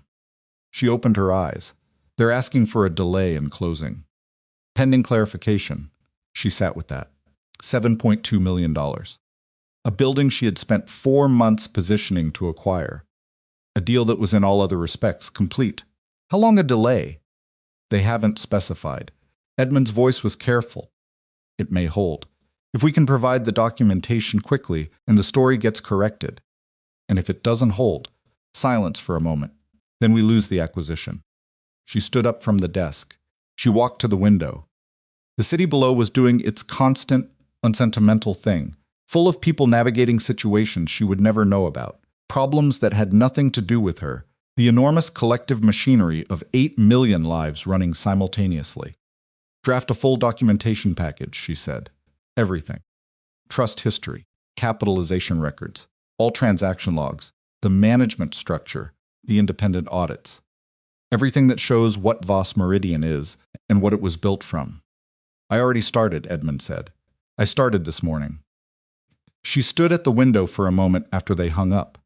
She had built Voss Meridian Group over 3 years with the same patient, unannounced consistency she had applied to everything in her adult life. She had kept it clean because she was constitutionally incapable of keeping it any other way. She had separated it legally from everything connected to Luca with the specific, careful foresight of a woman who had been warned by someone wiser than herself that control was the thing to protect against. And now Luca, from whatever position he was operating from, cornered, desperate, watching his own structure collapse, was trying to pull her down with him. Not because he could prove anything. Because he didn't need to prove anything. He just needed to create enough noise, enough proximity, enough association between her name and the words he was leaking to anonymous sources to make her world smaller and more difficult and more expensive to navigate. He was counting on the fact that a woman rebuilding her life from scratch would not have the resources or the will to fight on multiple fronts simultaneously. He did not know what she had. He had not known what she had for 7 years, and he still didn't know. She called Mara. I need you to do 2 things simultaneously, she said, before Mara could speak. I need you to accelerate my cooperation with the federal investigation. I want to give them everything. I want my name in this case as a cooperating witness with full documentation, and I want that status established before the end of the week. That's aggressive timing, Mara said. I know, and I need you to contact a media attorney about the story that came out this morning. I want a demand letter to both outlets by end of business today, requesting retraction and correction, And I want documentation of the defamatory nature of the claim filed by tomorrow. A beat. You want to go on offense. I want to stop playing defense, Seraphina said. There's a difference. Mara was quiet for 2 seconds. Then I'll make the calls. The media attorney's name was Preston Lau, and he was 57 years old and had spent 30 years in defamation law, with the particular calm of a man who had seen people's reputations attacked in every possible configuration and had developed, through sheer accumulated experience, an almost preternatural patience for the long game. He met her that afternoon in his office on Madison Avenue. He read the articles. He looked at the documentation she had brought, the trust history, the Voss Meridian Incorporation records, the capitalization trail, the independent audits. He said, "Who's the source? I can't prove it, but it's my ex-husband." Preston looked at the articles again. He gave this to them knowing it was false? He gave them a framing that made a true fact that I managed financial accounts connected to organizations under federal investigation sound like participation in criminal activity, which I didn't do. She met his eyes. My credentials were used without my authorization to make transfers I didn't know about. The federal investigation has that documentation. My cooperation with them is on record. So he gave a story that technically references a real investigation, but omits the exculpatory context. Yes, Preston set down the articles. The demand letters go out today. The correction and retraction request is standard. Whether they comply, he paused. The more useful outcome may be the documentation trail we build by demanding they identify their source. I know they won't give up the source, no. But the refusal creates a record, and the record matters if this escalates. He folded his hands on the desk. Mrs. Voss, what's your goal here? Correction or something larger? Seraphina looked at him steadily. I want my name clean, she said. And I want every person who reads those articles to eventually find a correction with the same prominence as the original story. That second part is harder. I know. It requires the story to go somewhere, to develop. It requires the false narrative to eventually be publicly dismantled rather than quietly corrected. He looked at her. That means staying visible, staying in business, not going quiet, a pause. It means being more present, not less, during the period when everything in you is probably saying go small and wait for this to pass. She thought about Isolde sitting propped up against hospital pillows, with her grip still surprisingly strong. She thought about the kitchen on Sunday mornings. She thought about the document she'd drafted until 2 in the morning. I'm not going quiet, she said. Preston nodded. Then let's talk about what visible looks like. The Brooklyn sellers called Mara 3 days later. The delay request was being withdrawn. The documentation package Edmund had assembled comprehensive, precisely organized, audited and cross-referenced, and accompanied by a letter from the federal attorney's office confirming Seraphina's status as a cooperating witness and her exculpated relationship to the transactions in question had apparently satisfied their legal counsel. The closing was back on schedule. Seraphina got the call from Mara at 6 in the evening. She was at Edmund's office, going through the management structure for the new building, and she excused herself to take it in the hallway. The closing holds, Mara said. Okay, Seraphina said. That's all? Okay? Thank you, Mara. She went back into the office and sat down and told Edmund the closing was back on, and Edmund allowed himself a small contained expression of relief, and Joyce Chen, who had been present for the meeting, said, Good, with the economical satisfaction of someone who had been worried about it, but was not going to dwell. They continued the meeting. Afterward, alone in the elevator going down, Seraphina stood with the hum of the building around her and thought about Luca, wherever he was in the Upper East Side apartment, probably with Valentina or without her, surrounded by the evidence of a structure crumbling too fast to be managed, and she felt something she had not expected to feel. She felt sorry for him, not forgiveness, not the retroactive warmth of nostalgia. Not any softening of her understanding of what he had done and what he had tried to do to her. Just the clean, complicated, very human sorrow of recognizing that a person she had once loved was now a version of himself that she genuinely pitied, and that the distance between who he could have been and who he had chosen to become was probably the most wasteful thing she had ever witnessed up close. The elevator doors opened to the lobby. She walked out into the evening. She had a building to close on, and Luca Moretti, for all his leverage and all his planning and all the structural traps he had spent years building around her name, was about to discover that he had not, in fact, trapped her at all. He had only made her decide, with absolute finality, that she was going to burn every bridge between them so completely that not even the smoke remained, and that she was going to do it, standing in the open, in her own name, with her grandmother's portrait on her desk and $7.2 million of clean money closing on a Brooklyn building that would house families who needed a place to land. She stepped out onto Madison Avenue and turned north into the evening, and behind her the revolving door kept turning, and somewhere across the city a man who had never understood what he had was beginning, finally to understand what he had lost. The closing on the Brooklyn building happened on a Thursday morning in a law office on Atlantic Avenue, and it took 47 minutes. And when it was done, Seraphina signed her name 12 times and shook 3 hands and walked out onto the street into a May morning that was warm for the first time since February. She stood on the sidewalk for a moment. $7.2 million. 12 stories. 48 units that would house families who needed somewhere to land. She had not allowed herself to feel the Brooklyn acquisition as a victory until this moment, because the story had been out there, and the sellers had hesitated, and she had learned in the last 3 years that you do not celebrate things that are not yet in your hand. It was in her hand now. She allowed herself 30 seconds on that sidewalk. Then she got in the car Edmund had sent and went back to work. The federal investigation moved faster than Mara had projected.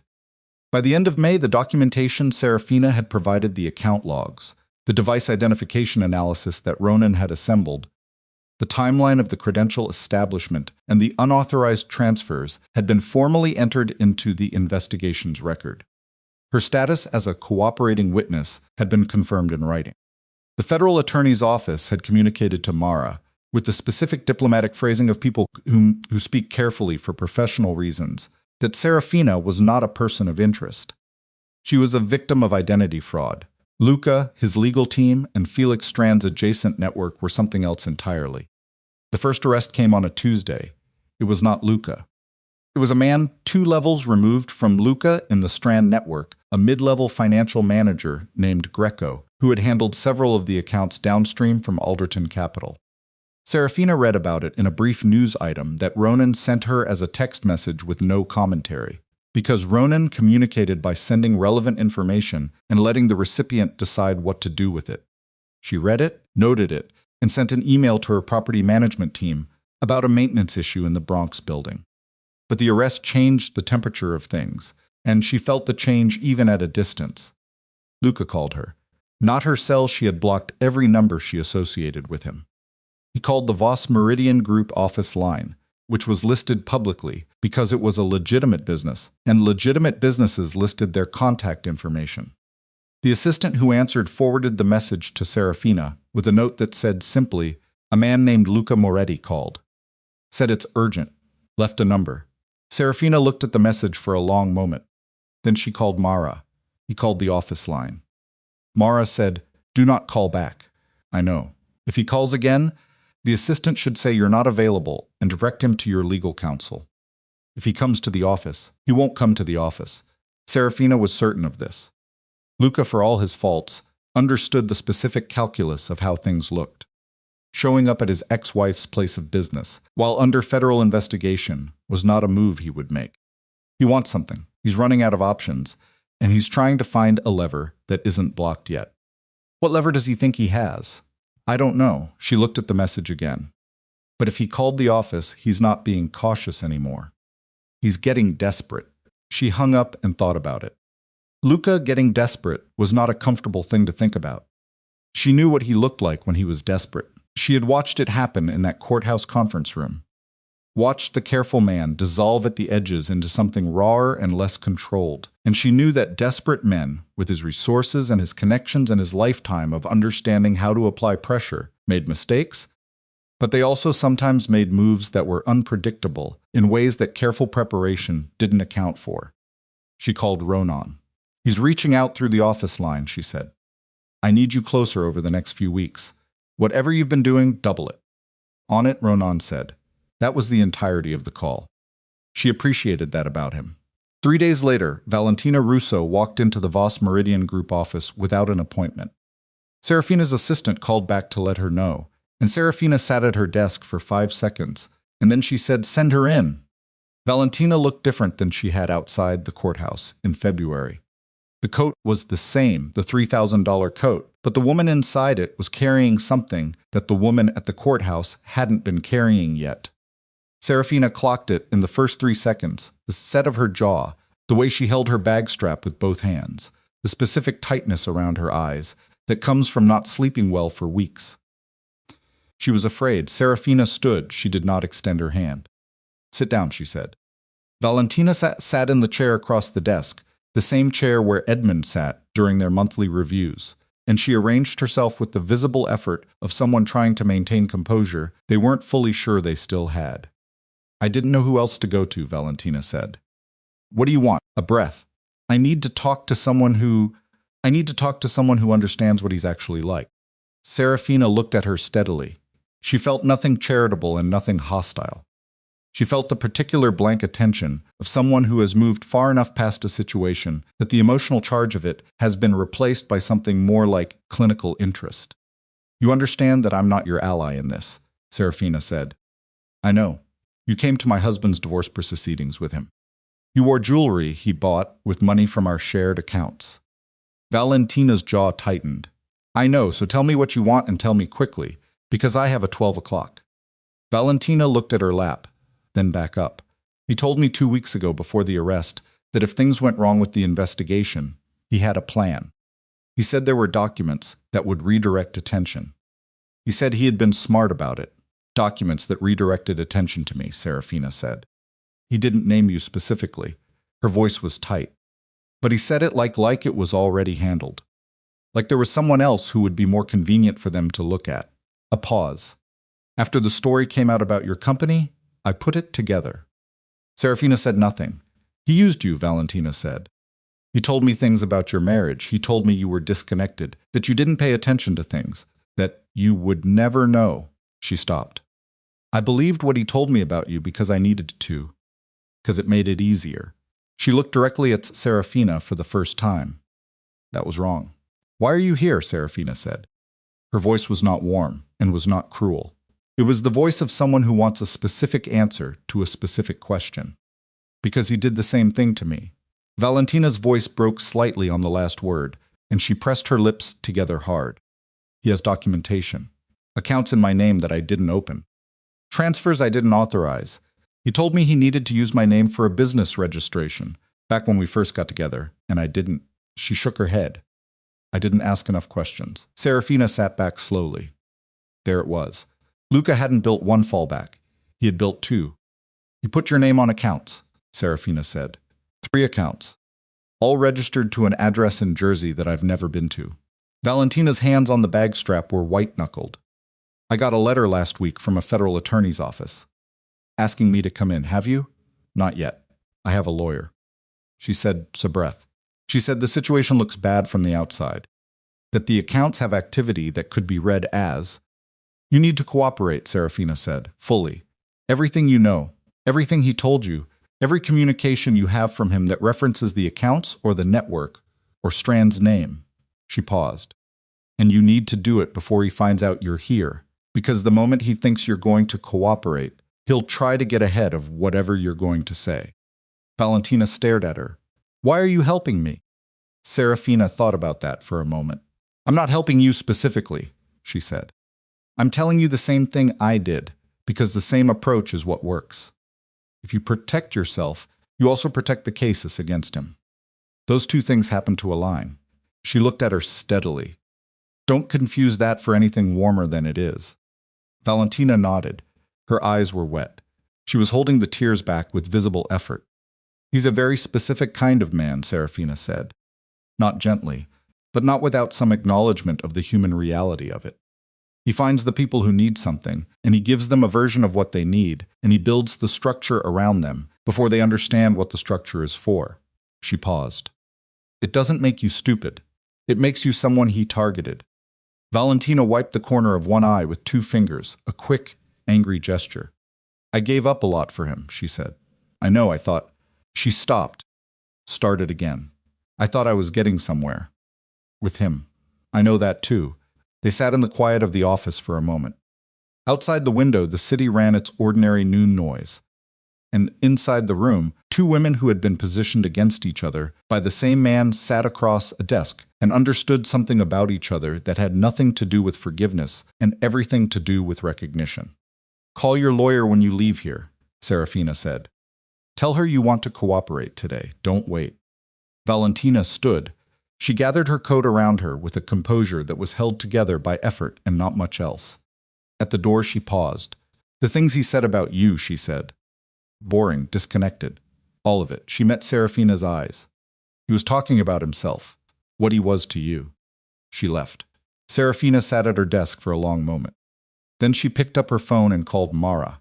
"Valentina Russo is about to contact a federal attorney with information about secondary accounts in her name connected to the Strand network," she said. "I'd expect a call." A pause. "You spoke to her. She came to me." She has the same setup we do. Accounts, credentials, documentation she didn't authorize." A pause. He built two fallbacks. She was the second one. Was silent for 3 seconds. "That's significant." "I know. If her documentation connects to the same network as yours, from a different direction, the corroboration makes it harder for him to argue either of us was a willing participant," Seraphina said. "Yes." Another silence. Then Mara said quietly, "He really thought he'd covered everything."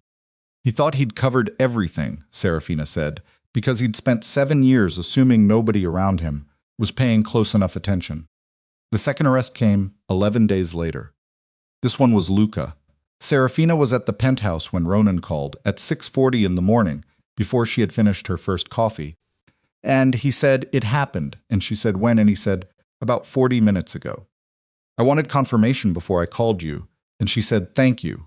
And they hung up. She sat with the coffee in both hands and the news in her chest and the city doing its early morning thing outside the glass, and she felt, not triumph. She had been braced for triumph and it hadn't arrived. Steps was something heavier and more complicated, the specific unglamorous weight of a long thing finally ending, which was not the same as the ending being clean. She had loved him. She had been 25 and in love with a complicated man, and she had believed, with the complete commitment that 25-year-olds in love are capable of, that the love was enough to navigate around the complications. She had been wrong, but the love had been real before it became something she needed to survive. She let herself sit with that for the length of a full cup of coffee. Then she showered, dressed, and went to the office. The day Luca was arraigned, Seraphina had a meeting with Damien Whitlock. She had not planned it that way. The meeting had been scheduled for 2 weeks, a follow-up to an initial conversation at an investment conference where Damien had approached her after her panel presentation on affordable housing development and had said, without preamble, "The Voss Meridian portfolio, is the mixed-use component something you're actively expanding?" She had looked at him.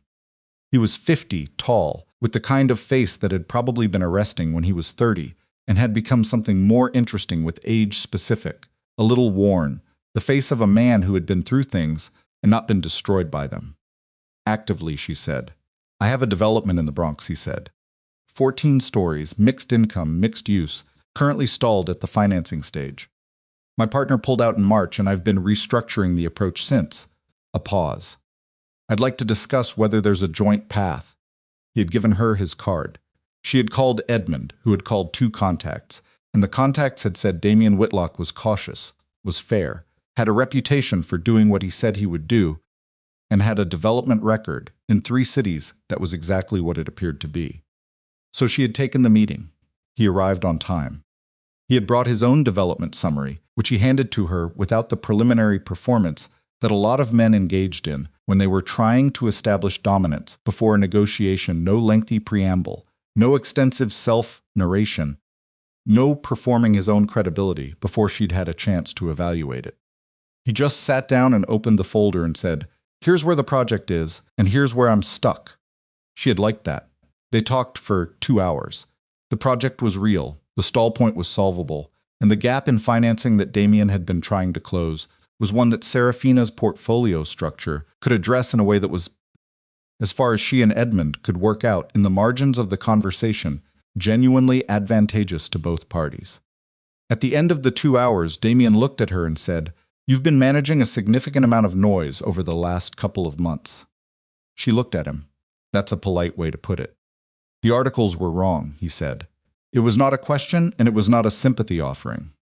It was a statement delivered with the flat certainty of someone who had done his reading. I looked at the Voss Meridian documentation before I came. I have a guy who's very good at this. The capitalization trail is clean. Trust history is clean. The structure is, he paused. It's better than clean, it's meticulous. I did it right, she said. I can tell. He held her gaze. That matters to me. Not because of the noise specifically, because of what the underlying record says about how you operate. She looked at him steadily. She was accustomed to men who said things like this as a way of establishing proximity. She had spent years learning to distinguish between the genuine version and the performance version of directness. This felt genuine. The project, she said. What's the timeline if we move forward? He smiled. Not the smile of a man who had won something. The smile of a man who appreciated being redirected to the work. 18 months to opening if the financing closes by August, he said. Show me the construction phase breakdown, she said. He showed her. By the end of the meeting, they had the outline of a partnership that would require 2 more rounds of negotiation and significant legal review before anything was signed, and that was exactly how it should be. At the door, Damien said, I'm glad you took the meeting. So am I, she said, and meant it. The heat broke in July and came back worse in August. New York in August was its own specific kind of punishment, and Seraphina had always found it simultaneously oppressive and clarifying the way extreme conditions stripped everything back to what actually mattered. What mattered in August was this. The federal case against Luca was building toward trial. The case against the Strand network was moving in parallel. Seraphina's cooperation had been formally entered into the record, and her status remained what it had been since May, a witness, not a target. A person whose careful documentation of her own clean conduct had made her, paradoxically, one of the more useful people in the government's case. Valentina had cooperated. Her documentation had connected, as Seraphina had predicted, to the same underlying network from a different vector, and the corroboration had materially strengthened the prosecution's case. Luca was out on bail, his passport surrendered, his movements restricted. Seraphina knew this because Ronan told her and because it was in the news, and she read the news items with the same even attention she read market reports for information, not for feeling. She was working. The Brooklyn building had its first tenants by June. The Bronx acquisition from 2 years ago had been fully renovated and occupied.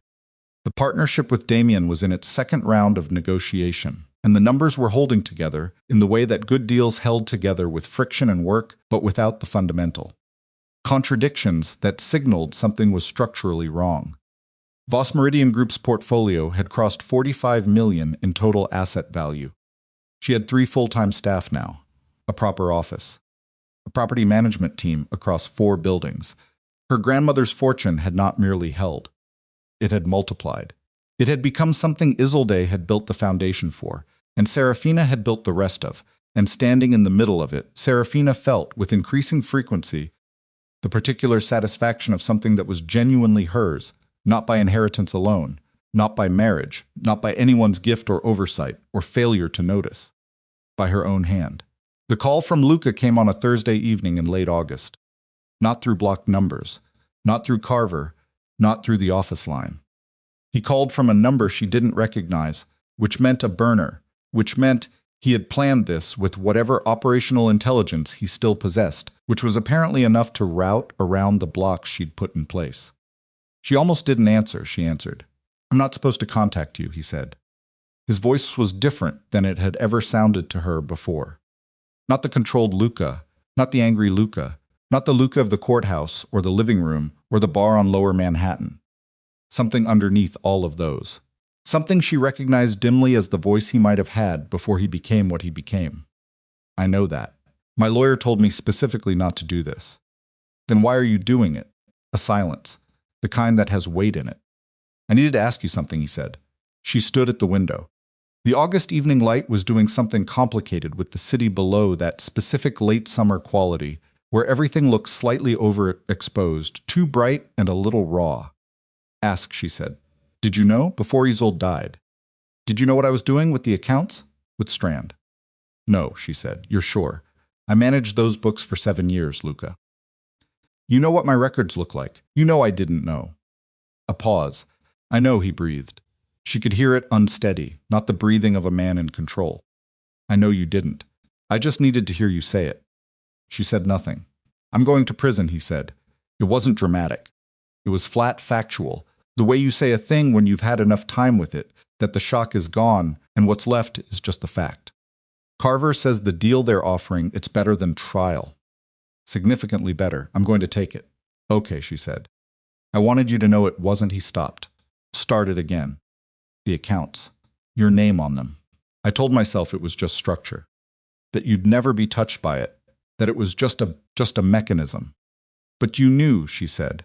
If you needed it, you knew what it would do to my name.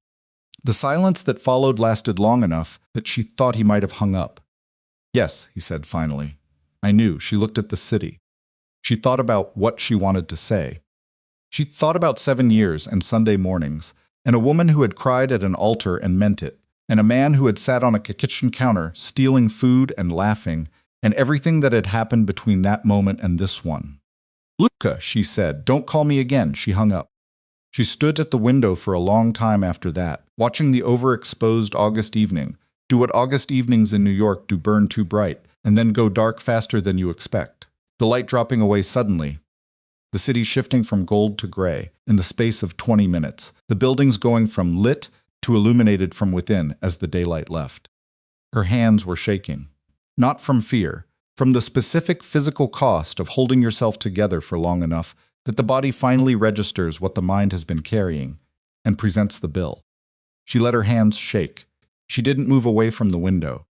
The city went dark around the lit windows, and the lit windows went on doing what they did. And somewhere across that darkness, Luca Moretti was sitting with a plea deal and a burner phone, and the comprehension, finally and completely, and with nowhere left to redirect it, of what he had done and what it had cost. Not just to himself. She stood at the window until the shaking stopped.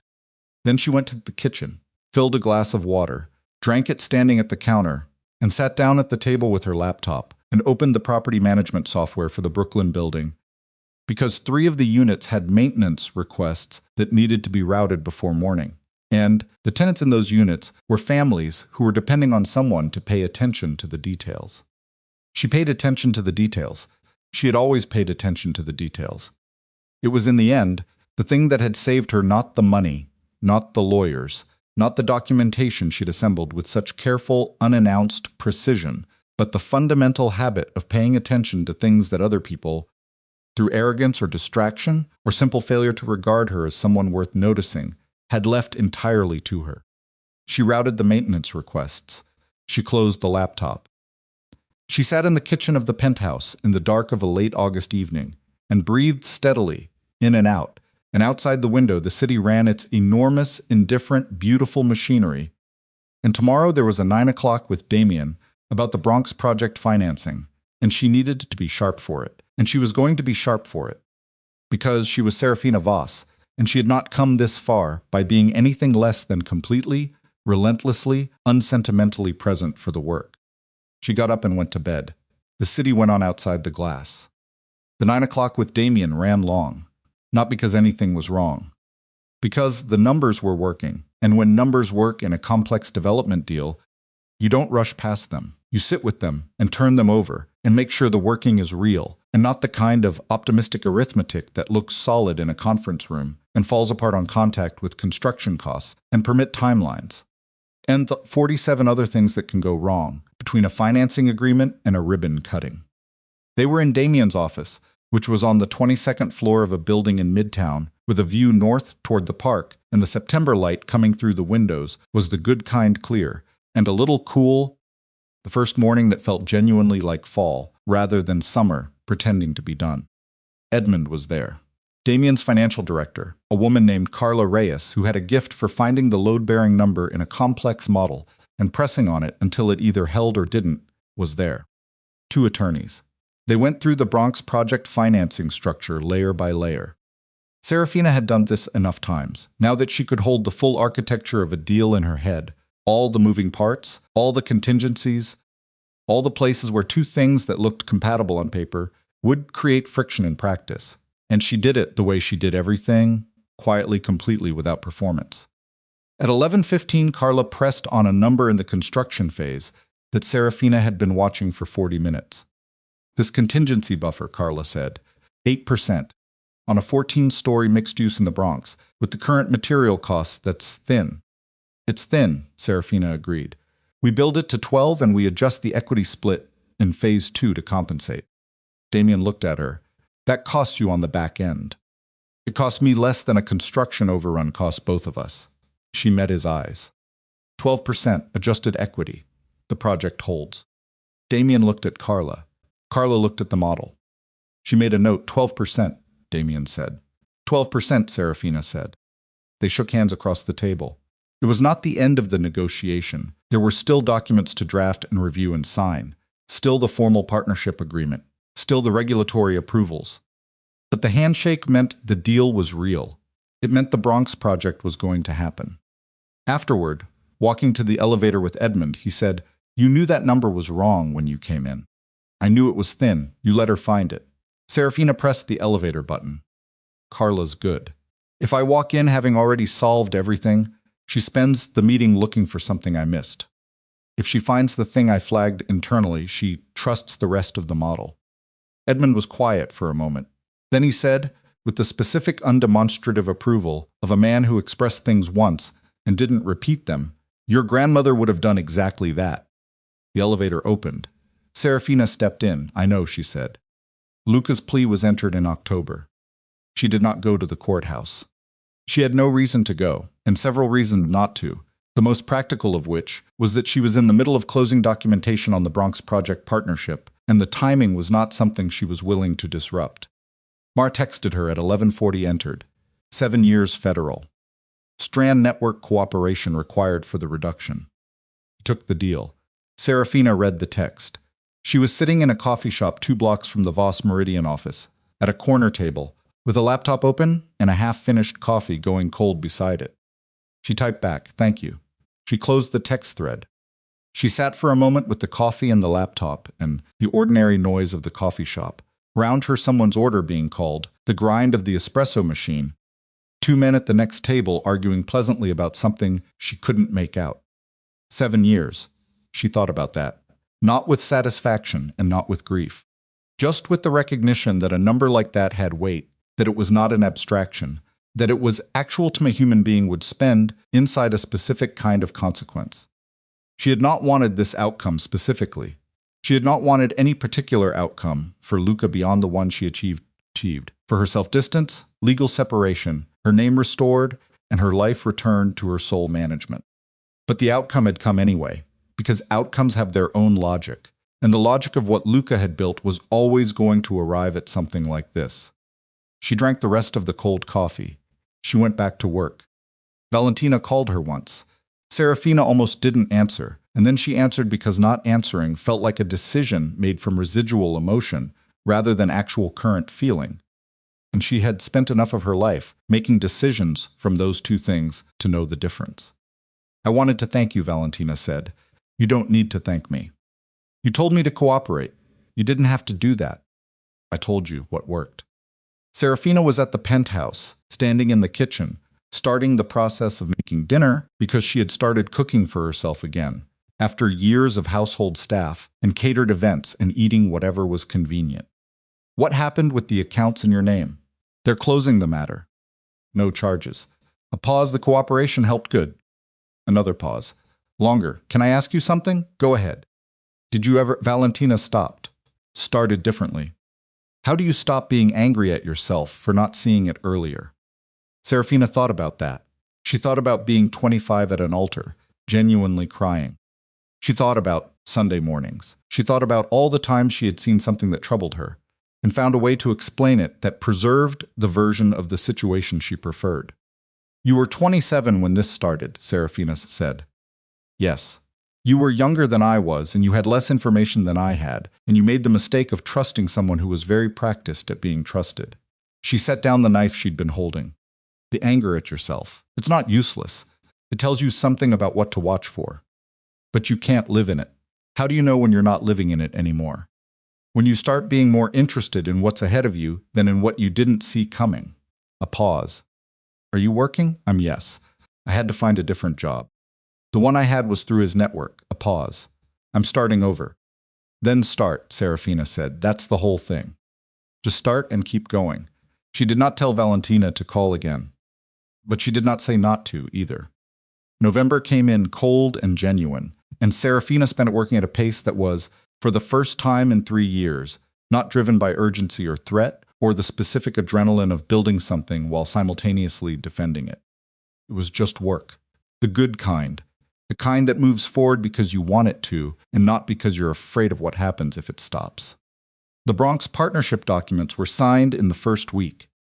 The groundbreaking was scheduled for February, which meant the project would begin in the seasons. That the divorce had ended, she noted this without assigning it meaning, because she had developed, over years of managing her own tendency toward pattern recognition, a useful suspicion of the stories she told herself about timing. The Brooklyn building had a waiting list. 3 of the tenants in the Bronx building had children who were now in after-school programs that Seraphina's foundation, the real one, established in Isolde's name, entirely separate from the co-foundation Luca had used helped fund. She went to one of the programs on a Thursday afternoon in November. It was in a community room in the Bronx building, 12 kids between 8 and 12 doing homework at folding tables, while 2 program staff moved between them. The room smelled like chalk dust and somebody's snack, and the slightly overheated specific smell of a room with a lot of children in it. She sat in the back and watched for 45 minutes. She did not announce who she was to the kids. The staff knew, and they gave her the specific nod of people who understood that the presence of the person writing the checks was not something that needed to be made into an event. A girl of about 10, at the table nearest Seraphina, was working through a math problem with the particular frustrated concentration of someone who almost had it. She erased something, tried again, erased again, made a sound of genuine frustration. The staff member started toward her. Seraphina held up one hand very slightly, and the staff member paused. Seraphina leaned forward. "What are you working on?" The girl looked at her with the frank assessment of a child who hasn't learned yet to pretend not to be evaluating someone. Fractions. Which part? Dividing them. She showed the paper. Doesn't make sense. Why does dividing make it bigger? Seraphina looked at the problem. She thought about the way her grandmother had explained things to her, not by giving answers, but by handing back the question in a shape that made the answer visible. "What's half of a pizza?" she said. The girl looked at her like this was possibly the easiest question she'd ever been asked. "Half. If I cut that half into 2 pieces, what do I have?" The girl thought. Quarters, so dividing it made it? A pause. Then the girl's face changed, smaller. She looked at the paper. "But the number gets bigger. The number counts the pieces," Seraphina said. "More pieces, smaller pieces." The girl stared at the paper for 4 seconds. Then she started writing. Seraphina sat back. The staff member caught her eye from across the room and gave a different nod than before. Not the acknowledgement nod. Something warmer. Seraphina stayed another 20 minutes. Then she left the way she'd come in, quietly, without announcement, out through the building lobby and onto the Bronx street in the November cold.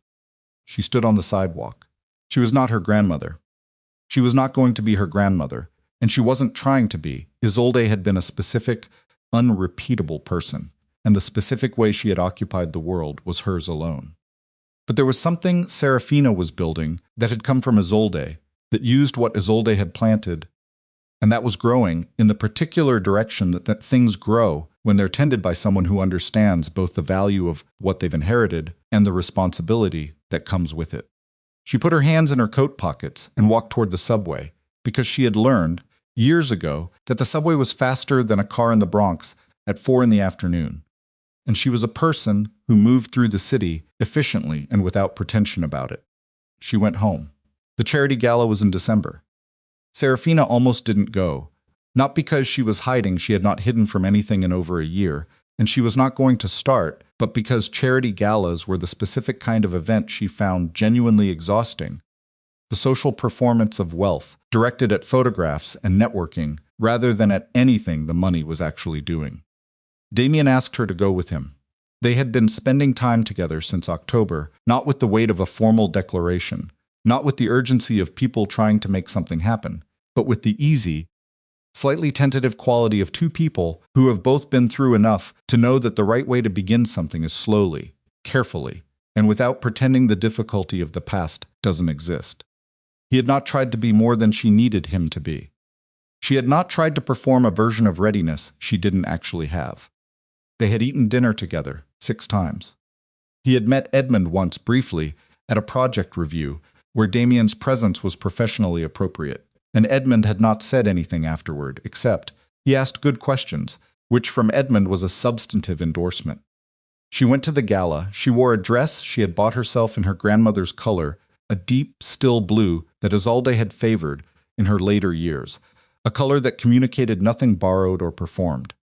She wore Isolde's pearl earrings. The event was in a midtown hotel ballroom, the kind of space that designers transform with enough flowers and lighting to make you temporarily forget the drop ceilings and the industrial carpet. And it was full of the specific New York charity event crowd money and its attendants, people being seen being generous, the genuine philanthropists, mixed inextricably with the performative ones, which was the nature of these rooms and always had been. Seraphina was presenting an award. The Voss Foundation, named formally in the program as the Isolde Voss Memorial Foundation, had committed $2.3 million to a partnership between 3 community organizations focused on financial literacy for young women in low-income households across the 5 boroughs. The award was for the organization's founding director, a woman named Adieze Obi, who had built the program from a single class in a church basement in Flatbush to something that now reached 1,100 young women a year.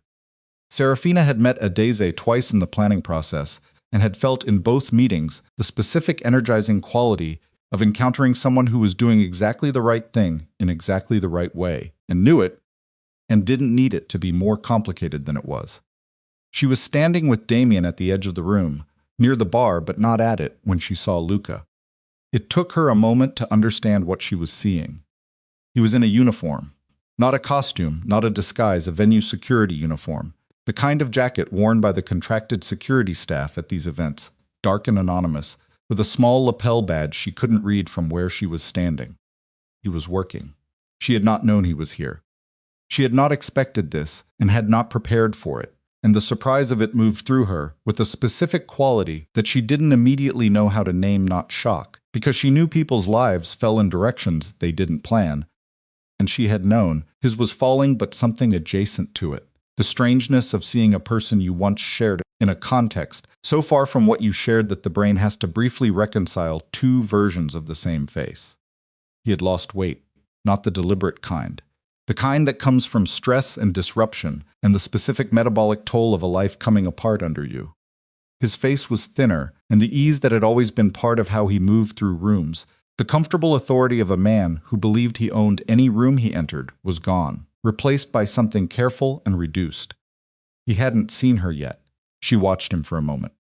Damien beside her followed her gaze. He understood immediately. She had told him enough about the last 2 years, that he could read the situation in the posture and the uniform and the look on her face, and he said nothing, which was exactly the right thing. Then Luca turned. He saw her. The sequence that moved across his face took maybe 4 seconds and contained at least 6 different things recognition. Something that was either shame or its close relative. The instinctive straightening that came from pride that was now entirely automatic and produced nothing it was trying to produce. And then, underneath all of it, just at the end, a kind of stillness. Like someone who has finally stopped running and is standing in the place they've been running from. Seraphina didn't move away. She didn't look away either. She waited a moment to make sure she understood what she wanted to do. Not what the room expected, not what would make a point, not what the version of herself from 3 years ago might have wanted. What she actually wanted right now, standing in this ballroom in Isolde's color and Isolde's earrings, with Damien beside her and her grandmother's foundation name in the program. She walked toward him. Damien stayed where he was. She felt him watch her go, and she felt the absence of his hand on her arm trying to stop her, and she was glad for it. She stopped about 3 feet from Luca. Up close, he looked more tired than thin. His eyes were the same she had always known. His eyes, dark and intelligent, and accustomed to seeing what they needed to see, but they were carrying something now that she had never seen in them before. Not weakness. She wouldn't have called it weakness. The look of a man who has been made honest by circumstance and doesn't entirely know what to do with the honesty yet. Seraphina, he said. He kept his voice low, which she appreciated, because whatever this was, it was not a public thing. Luca. A pause. You look well, he said. I am well. He nodded. His hands were at his sides, not in his pockets, the posture of someone who has been instructed in a professional context to stand a certain way and is applying it, even when the situation is not professional. I didn't know you'd be here, he said. You could have. I wasn't given the guest list. A slight compressed something, not quite a smile, too small and too complicated to be that. I don't get a lot of that kind of information anymore. She looked at him steadily. She thought about the man on the kitchen counter, stealing food from her hands and laughing. She thought about the folder on the coffee table. She thought about her credentials used in the night while she slept. She thought about the burner phone call in August, his voice stripped of everything, except the fact he was trying to survive. She said, "Are you all right?" He looked at her. Something moved in his face that she recognized after a moment as genuine surprise, the surprise of a man who expected to be punished and received a question instead. "No," he said. Then, because he had always been honest when he was cornered, getting there. She nodded. She reached into her small purse, and for a moment she considered she had thought about this moment in various forms, had imagined various versions of a final confrontation and a final word, and in some of the versions she had imagined something large, some statement that carried the weight of everything, and then she took out a $20 bill and placed it in his hand.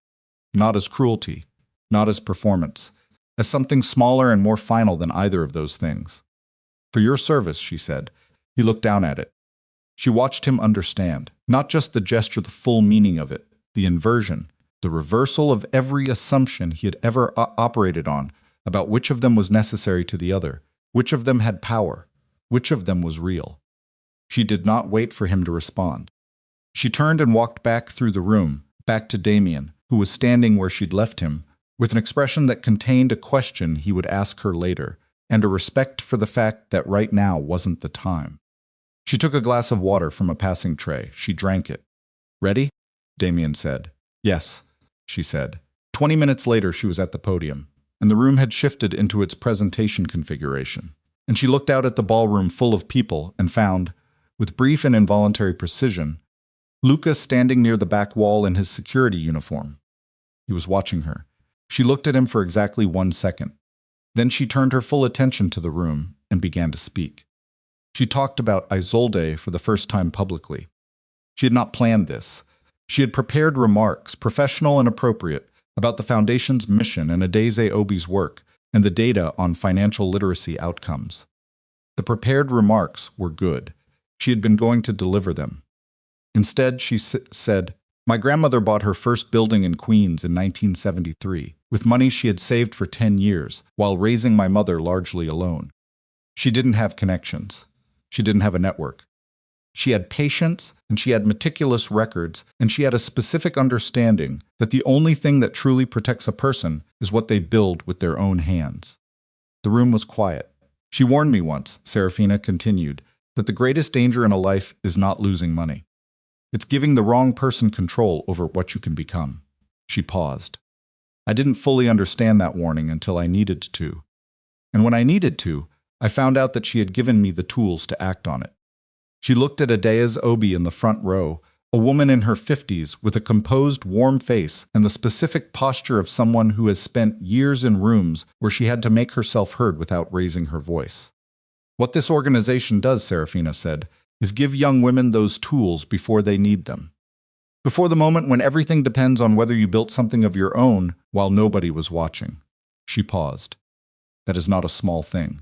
It is, in my experience, the only thing that reliably matters." She stopped. The room applauded. She stepped back from the podium, and Adeze came forward. And Seraphina shook her hand and felt the particular human realness of another person's hand, the warmth of it, the firmness, the simple fact of contact between two people who were doing the same thing in different registers.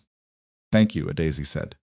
"Thank you," Seraphina said, and meant it in the specific direction of what Adeze had built, and also somewhere underneath that, in the direction of her grandmother, who could not hear it, but whom she felt the need to say it to anyway.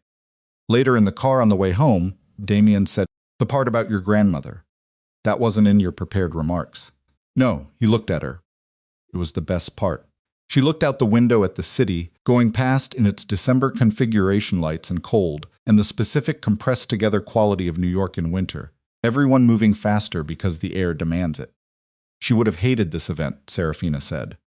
Too much money performing itself. Damien made a sound that was not quite a laugh. What would she have made of me? Seraphina considered this with the genuine attention the question deserved. She would have asked you one question, she said. Something specific about the Bronx project.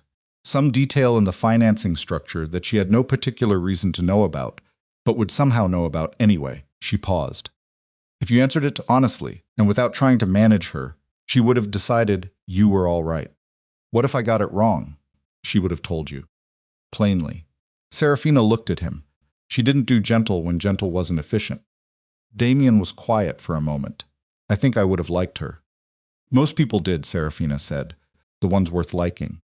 The car moved through the December city, and she sat in the warmth of it with the night outside, and Damien beside her, and the evening settling into something. She could feel the quality of not happiness in the simple, frictionless version of that word, but something realer and more durable, the feeling of a life that had been taken apart and rebuilt with better materials in a better configuration. Not perfect.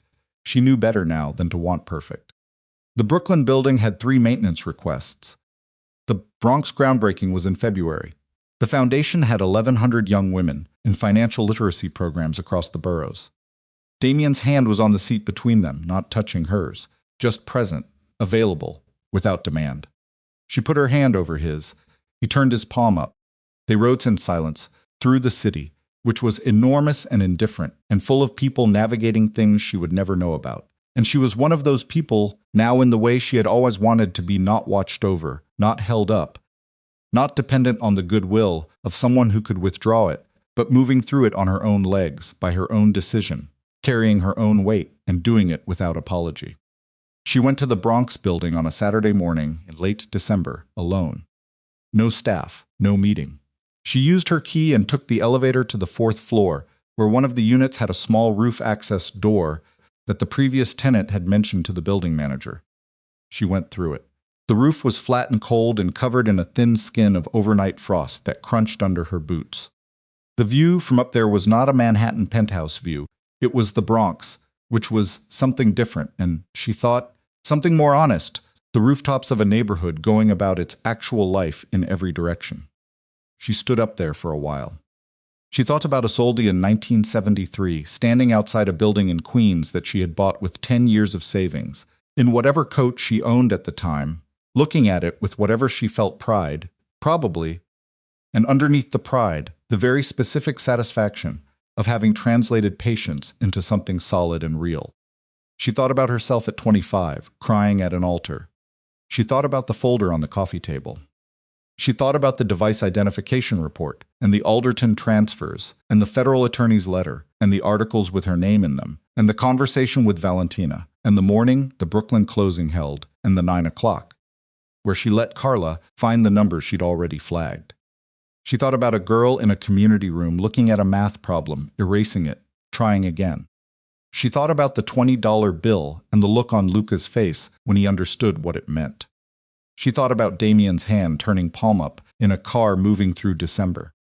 She stood on the frost-covered roof of a building she owned in the Bronx, and the cold was very real, and her breath made clouds, and her boots were not ideal for roof frost, but she had worn them anyway because she had not known she was coming up here until she was already on the elevator. The city ran its Saturday morning version of itself in every direction. She had not saved herself with money. She had not saved herself with lawyers, though the lawyers had been essential. She had not saved herself by being smarter than Luca, though she had been, or by being more patient, though she had been that too. She had saved herself by doing the same thing her grandmother had done in 1973, by deciding, before she fully needed the decision to be made, that she was a person whose future belonged to herself, and by doing the daily, ordinary, unspectacular work of making that true. The fortune was not the point. The freedom was the point. And freedom she understood now with the comprehensive clarity of someone who had arrived at a truth through experience rather than theory, was not a thing you were given, or a thing you found. It was a thing you built, carefully, in the time available, with the materials at hand, while nobody was watching. She stood on the roof until the cold got into her coat. Then she went back downstairs, locked the access door, took the elevator to the lobby, walked out onto the Bronx Street, and went home. She had work to do Monday morning, and she was not going to be late for it.